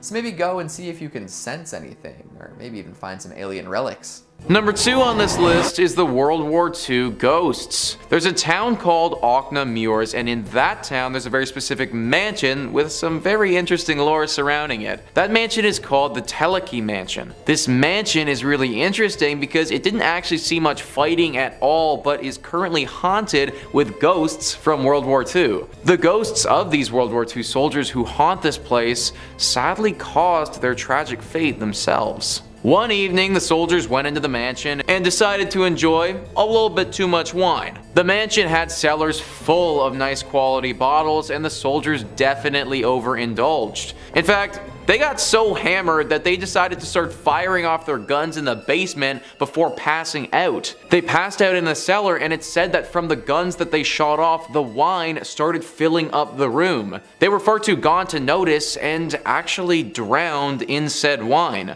Now these soldiers haunt the mansion and locals see them regularly. In fact, some blurry photos were taken back in 2011 of these ghosts in the place. Dying is obviously worst case scenario and never what anyone wants, but I guess the one thing that you can say for these guys is that they probably died at least happy. Number 1 on this list is the Nymphs of Sioclavina Cave. Deep in the mountains of Transylvania, through a long road of rivers and beautiful scenery, sits a forgotten cave called the Sioclavina Cave. This cave is full of crazy stuff from the past and has been a really important find for archaeologists studying Romanian history. Tombs, treasures, skeletal remains, and most important, potential evidence of nymphs are all found in this mysterious cavern. In case you aren't familiar with what a nymph is, then Britannica tells us that they were usually associated with fertile, growing things such as trees or with water. They were not immortal but were extremely long-lived and were on the whole kindly disposed toward men. These were women in Greek mythology who were considered divinities. It's believed that this cave may have once been the home to some of them. The treasure that's been found here, some of the inscriptions that are on the wall, the overall environment outside the cave, all of it fits the bill when it comes to a nymph. At the very least, if a nymph or a group of nymphs hadn't have lived here, then people definitely think this would have been a site of worship for them. Animal carcasses were found here as well, and it's believed that they would have been used for some sacrificial rituals to such higher beings. Now this cave is researched extensively, and locals think that it might possess some mysterious powers. Also, that the rivers that run around this area are rich with minerals and other healing properties. I suppose this urban legend isn't super scary, but honestly kinda cool. Then again, nymphs have been known to be dangerous in the past, so if there was one lurking around this cave still, you wouldn't want to get on its bad side. Coming in at 5, Princess Brunhild at Rostrap. This legend goes that years ago there ruled a king in Bohemia whose castle was atop a loft mountain where thunder and eagles found a home. Now this king had a daughter, Princess Brunhild, whose beauty was famous far and wide. Rulers and their sons sought the hand of the maiden, and among the suitors came the son of the king of Hars, who won her heart. He returned to his father to announce his betrothal and to make arrangement for the nuptials. However, someone had other plans. A new suitor arrived for Brunhilde's hand, a terrible giant who inhabited North Europe, terrifying all those who saw him. He brought with him costly gifts of gold, amber, and precious stones, and after a few days of consideration the king promised the giant his daughter. Now the giant had 2 steeds, one white as snow and the other black as night, both giant with the earth trembling beneath them as they ran. So one day Brunhilde begged to ride with the giant. She mounted the white steed and raced to be with her true love Hars. The black steed was in quick pursuit behind her. At the very top of the treacherous Rostrap, Brunhilde reached the cliff edge. However, her brave white stallion had other ideas and jumped right across the mountain and reached the other side. The giant, however, did not and ultimately plunged to his death. Atop the Rostrap hill in the Hars mountain range you will find the hoof shapes imprinted into the rock on the edge of the cliff, marking the path the great white steed took when freeing the trapped princess. Coming in at 4, the Watzmann Mountain. The Watzmann is a mountain in the Bavarian Alps and is the 3rd highest in Germany, and the highest mountain located entirely on German territory. Now for a mountain so famous throughout the country, you can imagine there would be a handful of legends associated with it. And that there are. One legend goes that in the deepest corners of southern Bavaria, a tyrannical king named Watzmann reigned the land, and enjoyed slavery and hunting local peasants. On one particular day, after a series of bloody killings, a curse was cast upon him and his family, which resulted in them all turning to stone. Now it is said that they are still entombed within the range of 7 mountains, near the town of Berchtesgaden. Would you climb this peak to discover if the legend is true? If so, I'll be right there with you. Coming in at number 3, we've got the Empire State Bermuda Triangle. You're all familiar with the actual Bermuda Triangle, right? You know, the mystical portion of ocean between Miami, San Juan, and Bermuda that supposedly disappears ships, planes, and anything else that passes through? Well, apparently there's a spot like that in New York, sort of. If you ask around long enough, you might hear the tale of the Midtown Bermuda Triangle. In 2008, folks started noticing something odd. All sorts of cars would die for seemingly no reason and refuse to start back up again.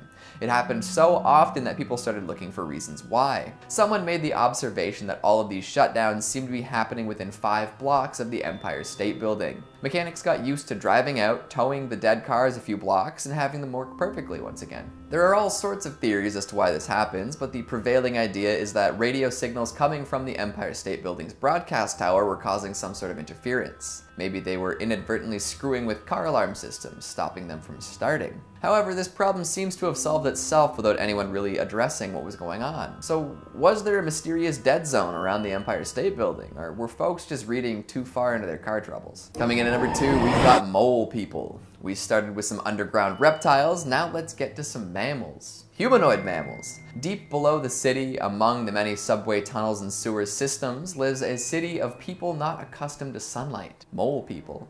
Well, probably not actual mole people, it's just a nickname they all got for living underground. In all likelihood, there are plenty of people living under New York. There are over 700 miles of subway tracks, plenty of which are closed off. So there's lots of space to set up a subterranean life. Rumors of these people living below the surface date back to the 1800s when the subway was first being built. The city had done its best to prevent people from settling in under there, but that's much easier said than done. Often subway construction gets delayed when workers come face to face with some of the tunnel dwellers. If someone was trying to run a train through your house, you'd be unwilling to move too. And finally, at number 1, we've got Cropsey. Oh, now this one is spooky. A legend among Staten Island youth, Cropsey is a figure shrouded in mystery. Some say that he was a respected member of the community that went mad after his son died. Others claim that he was admitted into a mental institution, became a janitor, and then started to kill. The origin story changes from person to person, but his actions do not. Cropsey kidnaps and kills children. He's the Staten Island boogeyman. Summer camps and island tours galore love to scare the daylights out of folks by telling them the tale of the killer on the loose. There's even a slasher movie from the 80s that features a Cropsey character. It's called The Burning. But get this, The legend might actually be true. Sure, he's not around anymore, but it turns out there really was a mad janitor who kidnapped and killed children. Andre Rand worked at Willowbrook, a now defunct mental institution on the island. In 1987, Rand was convicted of kidnapping and murder and racked up more charges later on. Did he inspire the legend, or was he inspired by it? We may never know. Rand is currently serving 2 sentences of 25 to life, but it's doubtful he's getting out. There's a fascinating and freaky documentary about the story of Cropsey that came out in 2009 that investigates the events surrounding the legend. Right on. The concrete jungle seems a little more cursed than before, doesn't it? Rent prices aren't the only scary thing out there. Coming in at number 5, we've got the Mogollon Monster. If you've ever taken a drive up the 87, you might have come across a set of very colorful, very large footprints tracked across the highway. While these particular prints were put there by people, they are in homage to the Mogollon Monster, aka Arizona's answer to Bigfoot. This big beastie lives along the Mogollon Rim and has been seen from Prescott all the way to Clifton. Sightings of the monster date back to early as 1903, with plenty of reports of video, tracks, and hair samples appearing since. People claim that the Mogollon Monster is a bipedal humanoid towering over most at 7 feet tall, leaving behind 22-inch footprints. Like most ape-like beasts in the woods, it has crazy strength and some wild eyes. Some claim it's covered in long black hair, others say it's reddish-brown. Maybe it changes with the seasons, or maybe there's more than one. The Mogollon Monster is also known for smelling really, really bad. Like dead fish, skunk, BO, peat moss, and snapping turtle musk. I'd hide out in the woods if I smelled like that too. Part of the reason why it's so rarely sighted is that it tends to be active at night. It will hunt and gather all sorts of different foods under cover of darkness and make little nests for itself. You stumble across one of these pine needle refuges, get the hell out of there. This beefy monster is known to be very territorial and very violent. It reportedly likes to decapitate deer and other wildlife before digging in, and if it can pull the dome off a deer, it can pop your top off like a bottle of Coke. Be careful if you hear any weird noises too, because the Mogollon Monster likes to mimic other wildlife. Birds, coyotes, it is even reported to shriek like a woman in distress. So don't go running off to save the damsel, because you might find yourself face to face with a very hairy hunter. Tie up your supplies if you're camping too, as the monster will rummage through stuff left out. You know, they were all about the hairy man or the wild man or something like that. And of course I didn't believe them. This, says Wade, is a small baby Bigfoot trying to hide in the corner from his night vision camera. Coming in at number 4, we've got El Chupacabra. Ah, the Southwest classic. Such a strange creature, the Chupacabra. Is it an alien? A demon dog? Something else? Also known as the goat sucker, these cryptids love to feed on livestock, attacking in the night. Farmers and other animal owners have often found these creatures totally hollowed out following particularly dark nights. Common features of the Chupacabra attacks are a complete lack of blood and puncture wounds in the neck and hindquarters. The wounds are always super clean, no signs of struggle or messiness. Sometimes there are weird injuries too. Cattle often have their anuses cored out, and somehow, even with these brutal injuries, no blood is found. Do the goat suckers inject some sort of sedative? Do they have magical powers? We may never know. One theory is that they have wings and descend on their prey and drain them before they have time to react. This would also explain the lack of tracks that accompany Chupacabra attacks. Although, if they were so quick and clever, wouldn't they also attack humans? Maybe our blood just doesn't taste as good.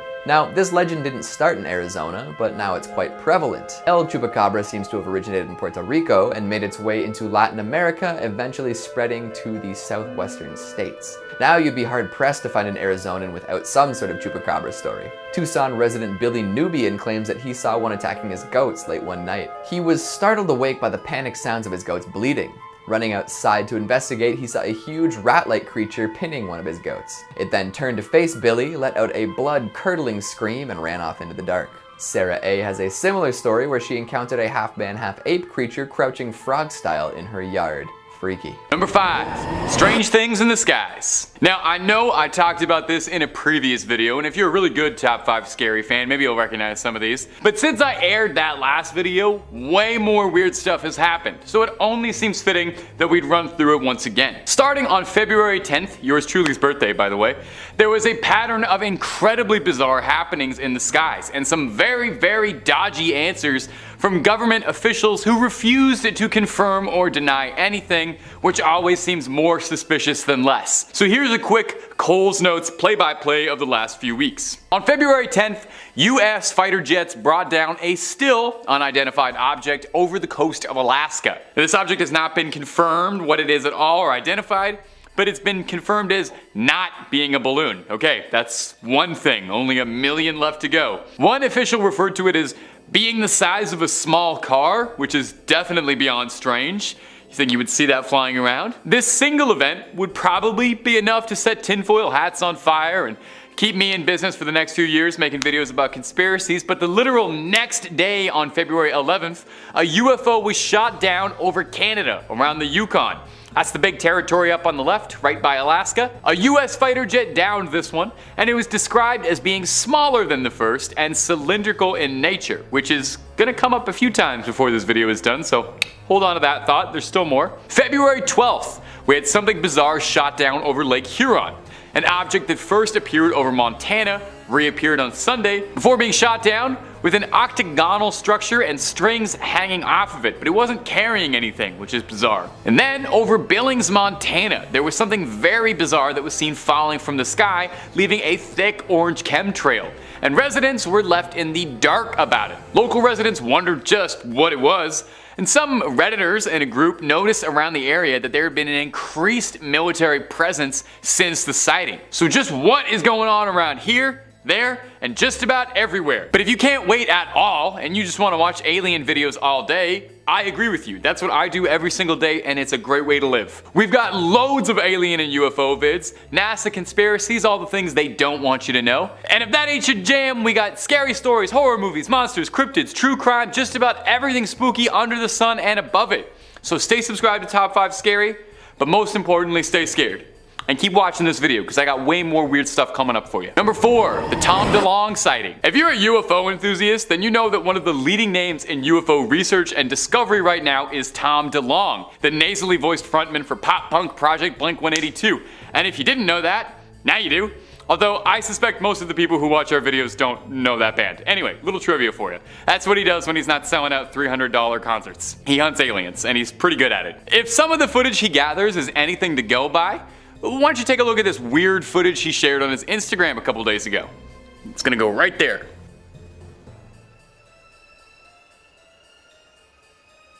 Pretty darn weird, huh? If that isn't one of the most clear, close encounters I've ever seen, I'm not sure what is. You can practically trace the outline of the flying saucer. It looks like the platonic flying saucer, like the one we all imagine when we close our eyes. I can almost see the little green man inside. On his Instagram, DeLonge wrote this caption: "Enjoy.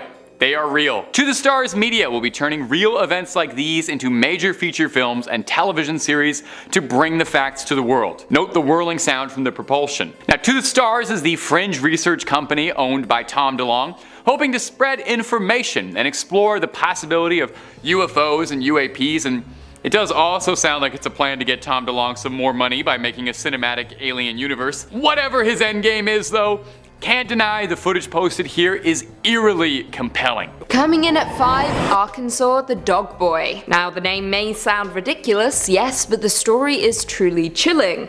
If you find yourself at 65 Mulberry Street in the middle of a small Arkansas town of Quintman, you may very well encounter the hulking outline of a 300-pound, half-man, half-beast with glowing animal eyes. This is the Dog Boy. If you see him, walk quickly, as he is rumored to chase people down the street, biting at their heels, just like a dog. Now, this legend is rare, because the story behind the story may just be even creepier than the legend itself. Gerald Bettis, the only son of the Bettis family of 65 Mulberry, was reportedly a problem child, but not a cute one. No, this kid collected and tortured animals before turning his sociopathic focus to his parents, supposedly imprisoning them in their home and murdering his father. Bettis was eventually imprisoned for growing marijuana on his back porch and would later die in a state penitentiary in 1988 of a drug overdose.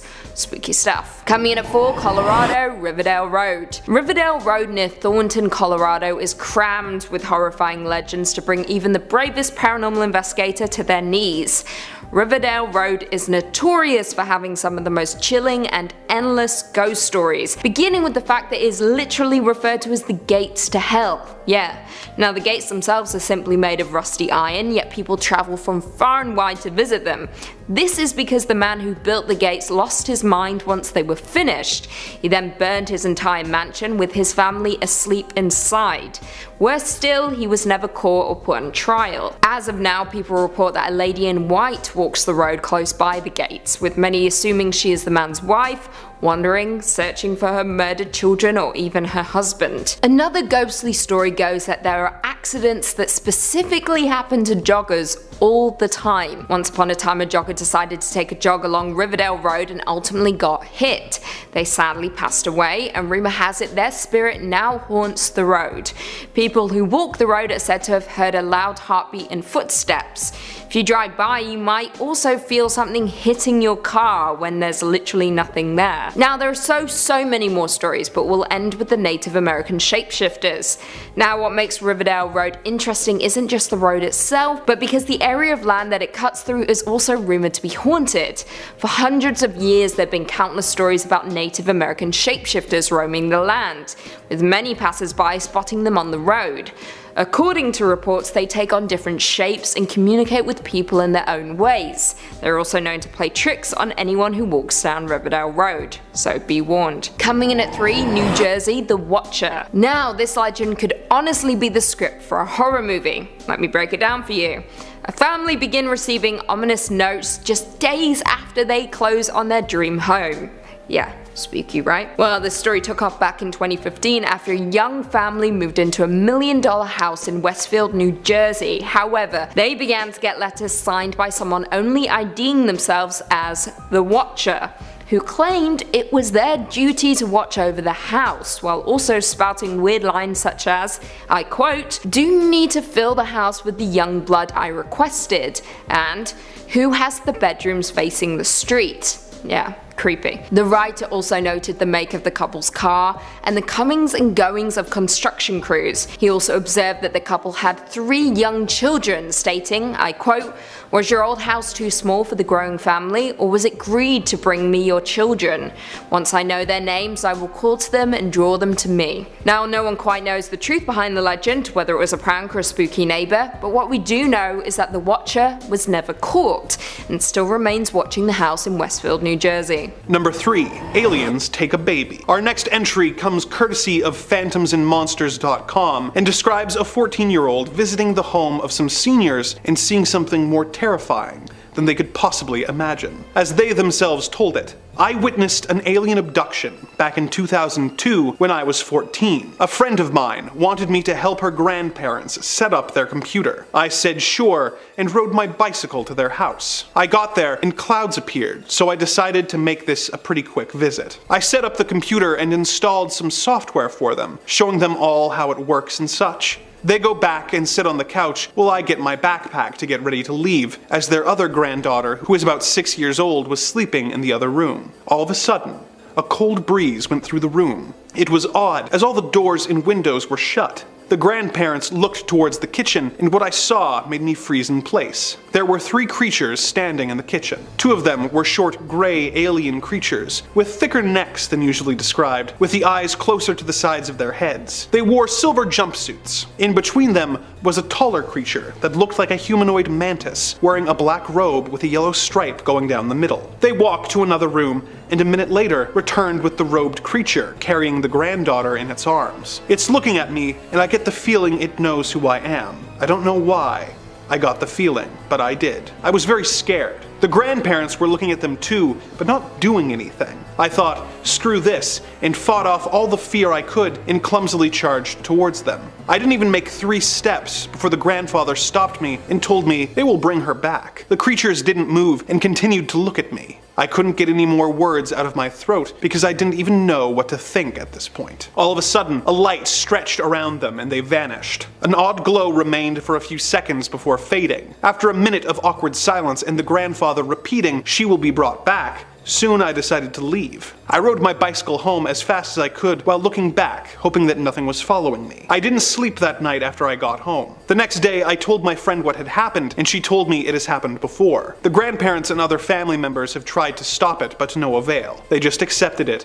with a look of defeat and moved on. The granddaughter was brought back after a few hours. Not long after I witnessed this incident, their whole family moved elsewhere. I've heard from other people who claimed to experience similar events, and I feel they are legit. Why are aliens taking babies away from their families? What are they hoping to learn? And is there some way to stop them? One can hope, but it seems unlikely. Number 2, dream or abduction. This next story is from an anonymous Reddit user who claimed to be abducted and experimented on by aliens before waking up at home with injuries related to the experiment. As he told the story, in July of 2015, back when I was 19, I lived in a house in Southport, Sacramento with 3 other friends. I woke up one night to a light coming through the ceiling of my room, and it lifted me out of my bed. Next thing I know, I'm in some kind of chair and unable to control my body, like I was drugged with something. There were guys that were not human men, but gray people with large black almond-shaped eyes doing stuff with what seemed like medical instruments and machines. I was very terrified. I was unarmed, naked, unable to move. I was so scared. One of them was touching the machine that put the tube down my throat and into my stomach. His hand got close to my face because he had to adjust something holding my head in place. I remember getting a good look at his hand and eyes. They had long fingers with pads at the tips, sort of like salamanders, and they don't have fingernails. Their skin is gray, but kind of like a powdery translucent gray. They had large heads with small necks, so small and thin it didn't make sense. Their arms and fingers were long and skinny too. I was in the chair with my head and jaw held by something so I didn't see their feet. I'd say the tallest probably stood about the height of my lowest rib, and for reference, I'm 5'10". The tube machine sucked out the food I ate earlier that day, and then was pulled out of me. I don't remember how I got there, but then I remembered being in a cage made of some kind of metal that reminded me of aluminum. In a room with curved walls. In front of me was a man who looked a lot like a human, talking to a gray person on a window that lit up a screen like a hologram. The man was tall and looked like a human, except that his skin was very white and his hair was blonde and platinum. He spoke with a gray person on the holo screen in a language I didn't understand. He wore a blue flight uniform of some kind. This man was obviously military of some sort, judging by his uniform. The gray person spoke in a language that sounded like birds chirping. Once the call was over, the holo screen turned into a different display with symbols, and the man turned and walked to me. He crouched down and spoke to me in plain English and said to me, "Everything's gonna be fine. I'm going to get you out of here and take you home." I was so happy to hear that. He opened the cage, and next thing I know, I fell on top of my bed with my back hitting the mattress first. I immediately got out of bed right after I fell. Was this a real alien abduction or simply a horrible nightmare? Typically, I would think it was merely a bad dream, but the user describes extreme pain in his throat for days afterwards from the tube being forced into him. What was the source of this pain if it was simply a dream? Truly a strange encounter to contemplate.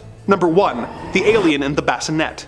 Our final story is another from phantomsandmonsters.com about a woman who was asleep in bed next to her baby's bassinet before waking up and seeing something that would make any mother panic. The following is an excerpt from her account. "I turned over on my side, facing the bassinet, and noticed a bright light coming in between the window blinds. I thought out loud, is it morning already? The light was coming in between the blinds and it was so bright, but the rest of the room was dark. There was also a bright light on the wall next to the window, and I looked up to see where the light was coming from. To my horror, just above the bassinet was an alien's gray face. It was just the head, no upper body, legs, or arms. The head was dark in color, very round, ending in a pointed chin, and there was a small slit for a mouth. The nostrils were small, but the eyes were large and almond-shaped and very shiny black. It had some sort of glass lamp on the top of its head. The light on the wall was projected from the lamp. Then I noticed that the being was looking down at my baby daughter. Oh my god, I couldn't speak. My heart started pounding so hard that I started trembling uncontrollably. It saw me and realized I was looking at it. The being moved towards me and I started screaming and swinging my arms. I remember that I screamed out loud for it to leave. It floated from its original position above the bassinet to just above my face. I remember seeing this light blue fog build up in front of my face, and then in a dreamlike manner, I heard a cooing sound similar to mourning doves. I had the feeling that whoever was talking to me was stern and was telling me that it was for our own good. The woman then describes waking up with a sore spot on her head and the alien being gone without a trace. She insists it was not a dream and that she really saw an alien creature that she believes will one day return. For her sake, let us hope it was simply a dream. Coming in at number 3, I-4 Dead Zone. Interstate 4 is a highway in Florida that spans 132 miles miles, with it running from Tampa all the way to Daytona Beach. Now, the interstate is frequented daily by folks heading to work and those on their way to Disney World. Now, while it is a popular highway, it is also another nickname for it, the Dead Zone, an area where folks need to be particularly careful. This area of the highway has been the location of many accidents, electronic malfunctions, as well as supposed ghost sightings. So why exactly is this spot so dangerous and filled with so much paranormal activity? Well, this is because this quarter mile of highway was built over a gravesite, and as we know from movies, a disturbed gravesite means bad news bears. It means you're in for a nasty surprise. It means you're gonna die. Don't believe it? Well, oddly enough, on the very first day the new interstate was opened, a tractor trailer carrying frozen goods lost control and crashed directly above the disturbed graves of people who had died from yellow fever. It is believed that around 1,500 to 2,000 accidents have occurred on the highway since 1963, which is a lot.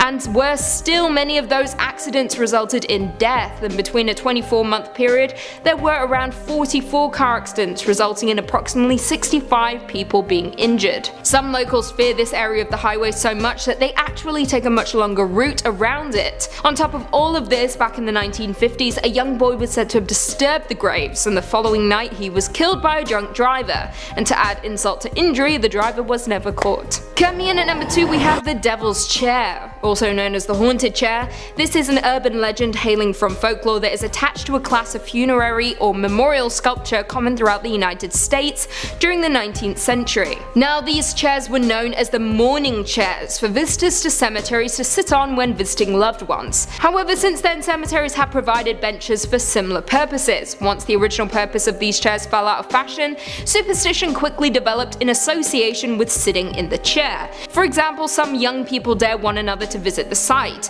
most often after dark or at midnight, or in some cases on Halloween. Stories state that if you sit in the chair at these specific times, something awful will happen, with people fearing that they will be punished. In Florida specifically, the Devil's Chair is located in Cassadaga, Florida, and is a graveside bench in the cemetery that borders Cassadaga as well as Lake Helen. According to legend, an unopened can of beer left on the chair will be empty by morning. Now, in some stories, the can has already been opened, and in others, the liquid is simply gone through the unopened top. On top of that, it is said that the devil will sometimes appear to anyone bold enough to sit in the chair itself. So if you do decide to visit the chair at night and take a seat expecting to meet the devil, just be sure to have a beer in hand ready for him, because it is said that he will be expecting one. As am I, all the time. I would like a beer. Maybe that's why I'm evil. I'm the devil. And finally, coming in at number 1, Legend of the Skunk Ape. Also known as the Swamp Cabbage Man, Swamp Ape, Stink Ape, Florida Bigfoot, and Louisiana Bigfoot, this is a creature that is said to inhabit Florida and is named for its appearance and for its unpleasant odor that is said to accompany it. The ape has supposedly been a part of Florida folklore since the settler period, which is absolutely insane. One of the first reports of the skunk ape in Florida came from the year 1818, when a report spoke of a man-sized monkey or ape raiding stores and stalking fishermen. This became particularly common in the 60s and 70s, with one sighting occurring in 1974 which spoke of a large foul-smelling hairy ape-like creature which was said to run upright on 2 legs in the neighborhood of Dade County, Florida. However, some people were skeptical, including investigator Joe Nickel, who stated that these reports may represent a black bear and that the sightings may in fact be hoaxes or misidentification of wildlife. In terms of appearance, the creature is said to resemble the Sasquatch of the Pacific Northwest. However, the skunk ape is said to be shorter in comparison. It has long patches of fur on the shoulders and arm and is often described as a mottled rusty red colour as opposed to the Sasquatch's brown and black coat. Coming in at number 3, we have the Valentich disappearance. Now, this story is pretty compelling, and whatever the truth really is, some downright weird stuff went on here. At 7:12 p.m. on the 21st of October 1978, one of the most unexplainable UFO sightings in modern history occurred over the Bass Strait in Australia. Born on the 9th of June 1958 in Melbourne, Frederick Valentich was a 20-year-old shop assistant with a passion for aviation. During his 127-mile flight, Fred intended to fly out to King Island, but during his journey, he ran into something a little bit strange. Fred advised Melbourne Air Traffic Control that he was being accompanied by an aircraft that was about 300 meters above him. Air traffic replied that there was no known traffic at that level. He described the vessel as being long and having some unusual features, illuminated by 4 bright landing lights, and was acting in a very strange way. Visibility was good and winds were light, so Fred quickly ruled out the possibility of an optic illusion. The craft passed him regularly at high speeds before switching up direction and altitude. Frederick claimed that the aircraft was orbiting above him, and after 28 seconds of radio silence, he reported that the vessel had just vanished. But moments later, after telling air traffic he was proceeding to King Island, Frederick notified the operator that the aircraft was back. And in his words, it's hovering and it's not an aircraft. This was followed by 17 seconds of a strange, unidentified noise, described as being metallic, scraping sounds. Then all contact was lost. Frederick Valentik's body was never found, and neither was his aircraft. Bringing it in at number 2, we have the Aurora, Texas crash. You're not going to believe this one, but seriously, I'm pretty sure this is legit aliens. In 1897, that's right, 1897, 6 years before the Wright brothers' first flight, numerous sightings of a strange cigar-shaped airship were reported all across the United States. And the small town of Aurora, Texas would quickly become one of the most infamous UFO hotbeds in the world. On April 17th, locals ran out of their houses to the sight of a mysterious object in the sky, and they soon realized that it was about to crash. Slowing down to a speed of 10 or 12 miles, the aircraft gradually settled itself toward the ground, sailing directly over the busy public square and crashing into a windmill in the northern part of the town, which was owned by the town's lawmaker, Judge Proctor. The residents soon rushed over to the crash site, where they found strange burning machinery and the pilot who had not survived the crash. Locals reported that the pilot was not of this world, and in newspaper reports they referred to it as a Martian in 1897. There were also a stack of papers found on the body, written in an unknown form of hieroglyphics which couldn't be deciphered. Strangely enough, the townsfolk buried the pilot in the nearby Aurora cemetery. Yeah, let's stop there. The body is allegedly still somewhere in the local cemetery, buried in an unmarked grave. The cemetery even contains a historical commission marker that mentions the incident. There you have it. There's an alien buried somewhere in Aurora, Texas. And finally, at our number 1 top spot, we have the Roswell incident. No alien list would be complete without the most infamous and near enough credible UFO landing in history. In July 1947, a strange airborne object crashed on a ranch in Roswell, New Mexico. The big kicker to this story, though, is how the US military reacted to the events that would later unfold. On July 8th, an Air Force public information officer named Walter Holt issued a press release stating that officials had recovered a flying disc from the Roswell crash site. Later that day, the Air Force changed their story, claiming that the flying disc was actually in fact a weather balloon. Seems a little bit fishy, right? The incident faded into obscurity for over 30 years, but in 1978, dozens of officials poured forward claiming that the whole Roswell incident was a complete cover-up, and that as many as 11 alleged crash sites had been part of a large-scale military operation to contain the truth. In 1989, a former mortician named Glenn Dennis put forward a detailed personal account where he claimed that he'd witnessed multiple alien autopsies carried out at the Roswell base. What this gave birth to was an astronomical rise in UFO popularity, with thousands of people pouring in across the globe with similar stories and experiences. What do you guys think? Have you ever experienced an unexplainable alien incident? Do you believe that we're not alone in the universe? As the old saying goes, the truth is out there. Coming in at 3, Summit Elementary School. In Amarillo, Texas, there's a haunting legend surrounding a closed and abandoned school that everyone avoids. The Summit Elementary School is one of the most haunted locations in all of Texas, and its dark history makes it a hub for ghosts and spirits alike. The school was open up until 1972 and is haunted for numerous reasons, including a janitor who killed students and stuck them in the boiler, racially motivated murders that took place in the school, and murdered prostitutes hidden in the walls. These are just a few of the legends surrounding the terrifying building. Worse still, legend has it that if you're brave enough to visit the abandoned school at night, your car may do strange things. Swings will move by themselves, and you might even hear voices coming from the walls. Honestly, this school is beginning to sound like the one from Marianne, which is a French horror series you all need to watch immediately. Do it. the Queen demands it. Coming in at 2, the Candy Lady. Now this very well might be one of the scariest urban legends I've ever read and may result in a lot of you sleeping with the light on tonight. Sorry in advance. This theory goes, I quote, "The Candy Lady allegedly lures children to their doom by leaving enticing goodies on their windowsills just before bedtime. Her plan is for the kids to wait for mum and dad to fall asleep before indulging in the sweet treats so as not to get in trouble. Afterwards, she'll grab them and feast on their sugar-laden blood until there isn't any left. Children began to go missing, yet no leads were ever found that would suggest they were kidnapped or ran away. As some of the remaining children got older, they confessed to eating candy left on their windowsills with a note from the Candy Lady, so parents started to wonder if the other children perhaps had been poisoned.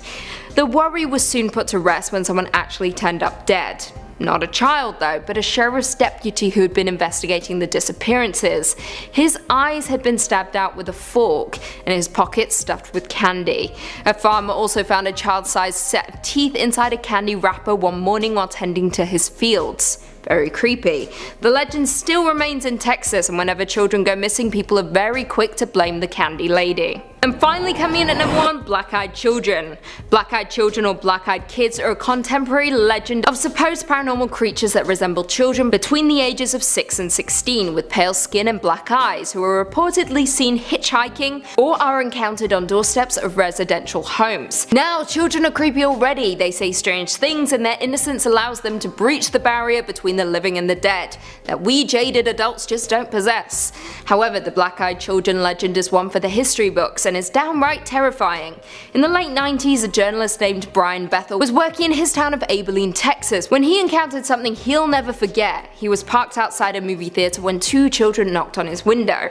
Brian couldn't quite understand why, but he was completely overcome with fear at the sight of them. He rolled down the window regardless, and the kids asked him for a ride back to their home so that they could get cash for the movie. His fear, however, made him hesitate, but the children were persistent. They then began to say some weird things, like, "We're not armed" or anything.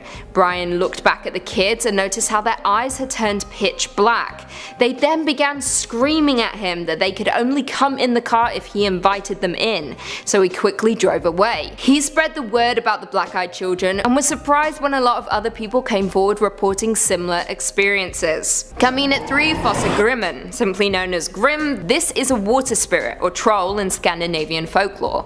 This water spirit plays the fiddle and is described as being exceptionally talented with the sounds of forest, wind and water playing over his fiddle strings. He is a young, handsome man who sits naked under waterfalls. What's not to love? Playing mostly the music of nature. Grimm is said to be willing to teach his fiddle skills in exchange for a food offering made on a Thursday evening, and in secrecy. The offerings he accepts is a white goat thrown with head turned away into a waterfall that flows northward, smoked mutton stolen from the neighbour's storage 4 Thursdays in a row. However, if there is not enough meat on the bone, he will only teach those seeking the skill how to tune the fiddle. What a dick. However, if the offering is satisfactory, he'll take the student's right hand and draw the fingers along the strings until they all bleed. But after that time, the student will be able to play so well that, I quote, "The trees shall dance and torrents in their falls stand still." It is rumoured that Torgeir Orgensen, better known as Millergutten, was a famous fiddle player from Telemark, Norway, who was so good at the fiddle that he was believed to have sold his soul in exchange for Grimm's skills. Coming in at 2, Nokken. Nokken is the Norwegian name for a specific type of water spirit, also known as the Knack or the Nika. The Nokken are supposedly able to shapeshift, but are more commonly known as male water spirits who lure women and children to their deaths, usually using their enchanted violin. This most commonly occurs at Christmas or on Midsummer's Eve, with the Nokken targeting pregnant women or children that had yet to be baptized. Now, it's not easy to describe the appearance of the Nokken due to its tendency to shapeshift. However, reports have stated that he is a rather elegant man, oftentimes lurking inside the waterfall. Seems to be where all the hot men are lurking these days. However, sometimes he has been depicted as a brook horse. Be warned, the Nokken will become unhappy if he does not have access to water, with tales emerging of one spirit who went to live with a human after they had fallen in love, but was unable to stay due to their deep yearning to be by the water. So if you ever find yourself lured in by the Nokken, just drain that waterfall and run away. Easy enough, right? However, don't fret too much, with most crediting this legend as a manifestation of the dangers associated with water. And finally, coming in at number 1, trolls. I mean, of course, trolls are the primary legend in all of Scandinavian mythology and folklore. Old Norse history describes trolls as beings that dwell in isolated rocks, mountains, or caves and lives together in small family units that are rarely useful to human beings. Now, trolls are said to be inspired by the cruel giants who were the primary enemies of the gods who lived in the mountains of Utgard. They are said to have human-like appearance, but they are incredibly big and ugly. No shame, just facts. Now, like all legends, it varies from source to source, with some trolls being dim-witted, some have no particular grotesque characteristics, to others being dangerous to human beings. Now, although some are described as being man-eaters and as turning to stone upon contact with the sun, trolls are also attested as being solitary beings living far away from civilization.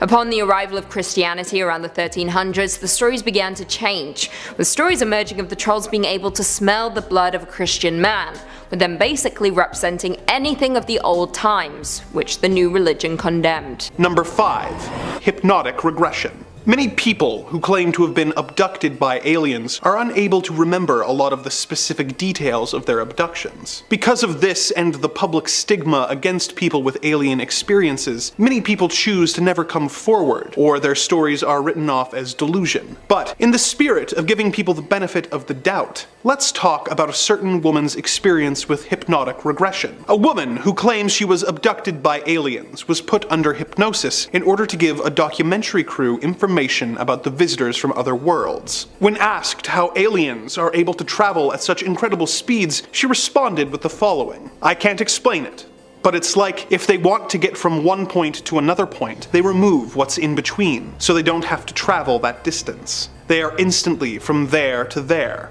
When asked why aliens are studying humans, the response was, "They are very wary of humankind. Mankind is progressing technology-wise, and soon he's going to come across technology that will allow him to peel back the layers of dimensions. And they want to know all about man, for their own benefit.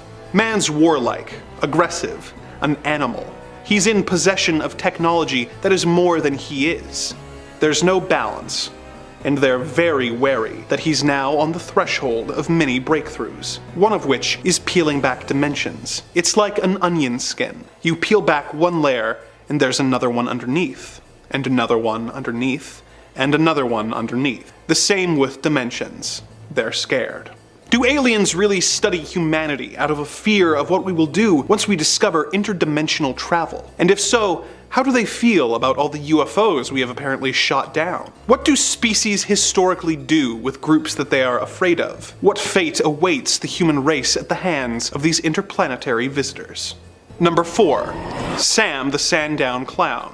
Our next story comes from the January-February edition of the British UFO Research Association Journal and concerns an anonymous man going by the alias of Mr. Y, who claims that one October night in the year 1970, he was driving to visit a friend when he saw something hovering over the swamp to his right. It was a huge UFO with several different multicolored orb-like lights brightly illuminating the craft. He got out of his vehicle to observe the craft for a moment and then continued on his way. He looked out his window and realized that the craft was now following him, its lights spinning. Mr. Y got to his friend's house, and the friend was amazed at the guests that had followed him there, before disappearing into a nearby tree line. For years, Mr. Y would see the red orbs following him from time to time, watching him and stalking him. Doubting that anyone would believe him, he kept these encounters to himself until 1973, when his 7-year-old daughter Faye and her friend were playing near Lake Common Road when they heard an eerie wailing sound. They followed the sound to a nearby meadow, and the wailing stopped. They walked over a small bridge when suddenly a blue-gloved hand with 3 fingers appeared from under the bridge. They looked in the small river and saw a strange figure standing in the middle holding a book. He was described as being 7 feet tall and without a neck. He was wearing an odd and tattered costume consisting of a green tunic with a red collar, white pants, and a pointed hat with a black ball on top and 2 antennae. He had a pale white face, lips that never moved, red hair, and triangle holes for eyes. The children watched in shock as the figure hobbled over to a strange metal hut. Not long after, they saw the figure again as he wailed, and then spoke into a microphone asking if they were still there. He then communicated by writing in his book, saying that his name was Sam. They asked if he was a man, and he said no. They asked if he was a ghost, and he said, well, not really. But, in a way, I am.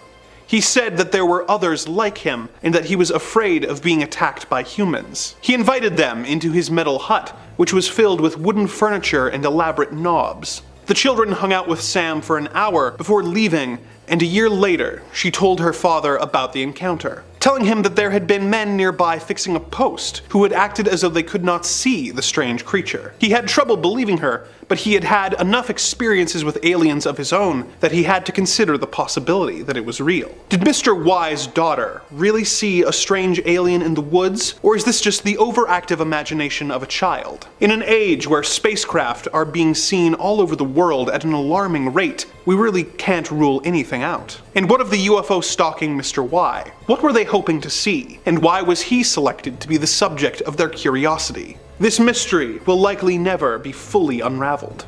Number 2. James McDivitt. James Alton McDivitt is an American test pilot, Air Force pilot, engineer, and NASA astronaut who flew in both the Gemini and Apollo programs. After graduating first in his class with a Bachelor of Science degree in aeronautical engineering, he qualified as a test pilot at the Air Force. In 1962, McDivitt was selected by NASA for the Gemini 4 mission. In 1965, he saw, filmed, and photographed an object which approached the Gemini 4 as they were orbiting Earth. Over Hawaii, a craft of some sort. The UFO had a long arm sticking out of it. Here's what Major James McDivitt said. I was flying with Ed White. He was sleeping at the time, so I don't have anybody to verify this story, but we were drifting in space when suddenly an object appeared in the window. It's a cylindrical object, white. It had a long arm that stuck out of the side. The film was sent back to NASA and reviewed by some NASA film technicians. One of them selected what he thought was what they were talking about, at least before I had the chance to review it. And it was not the picture. It was a picture of a sun reflection on the window. So what were the pictures that he was talking about? In 1975, McDivitt said, I never made a big deal out of it. It was something I definitely couldn't identify.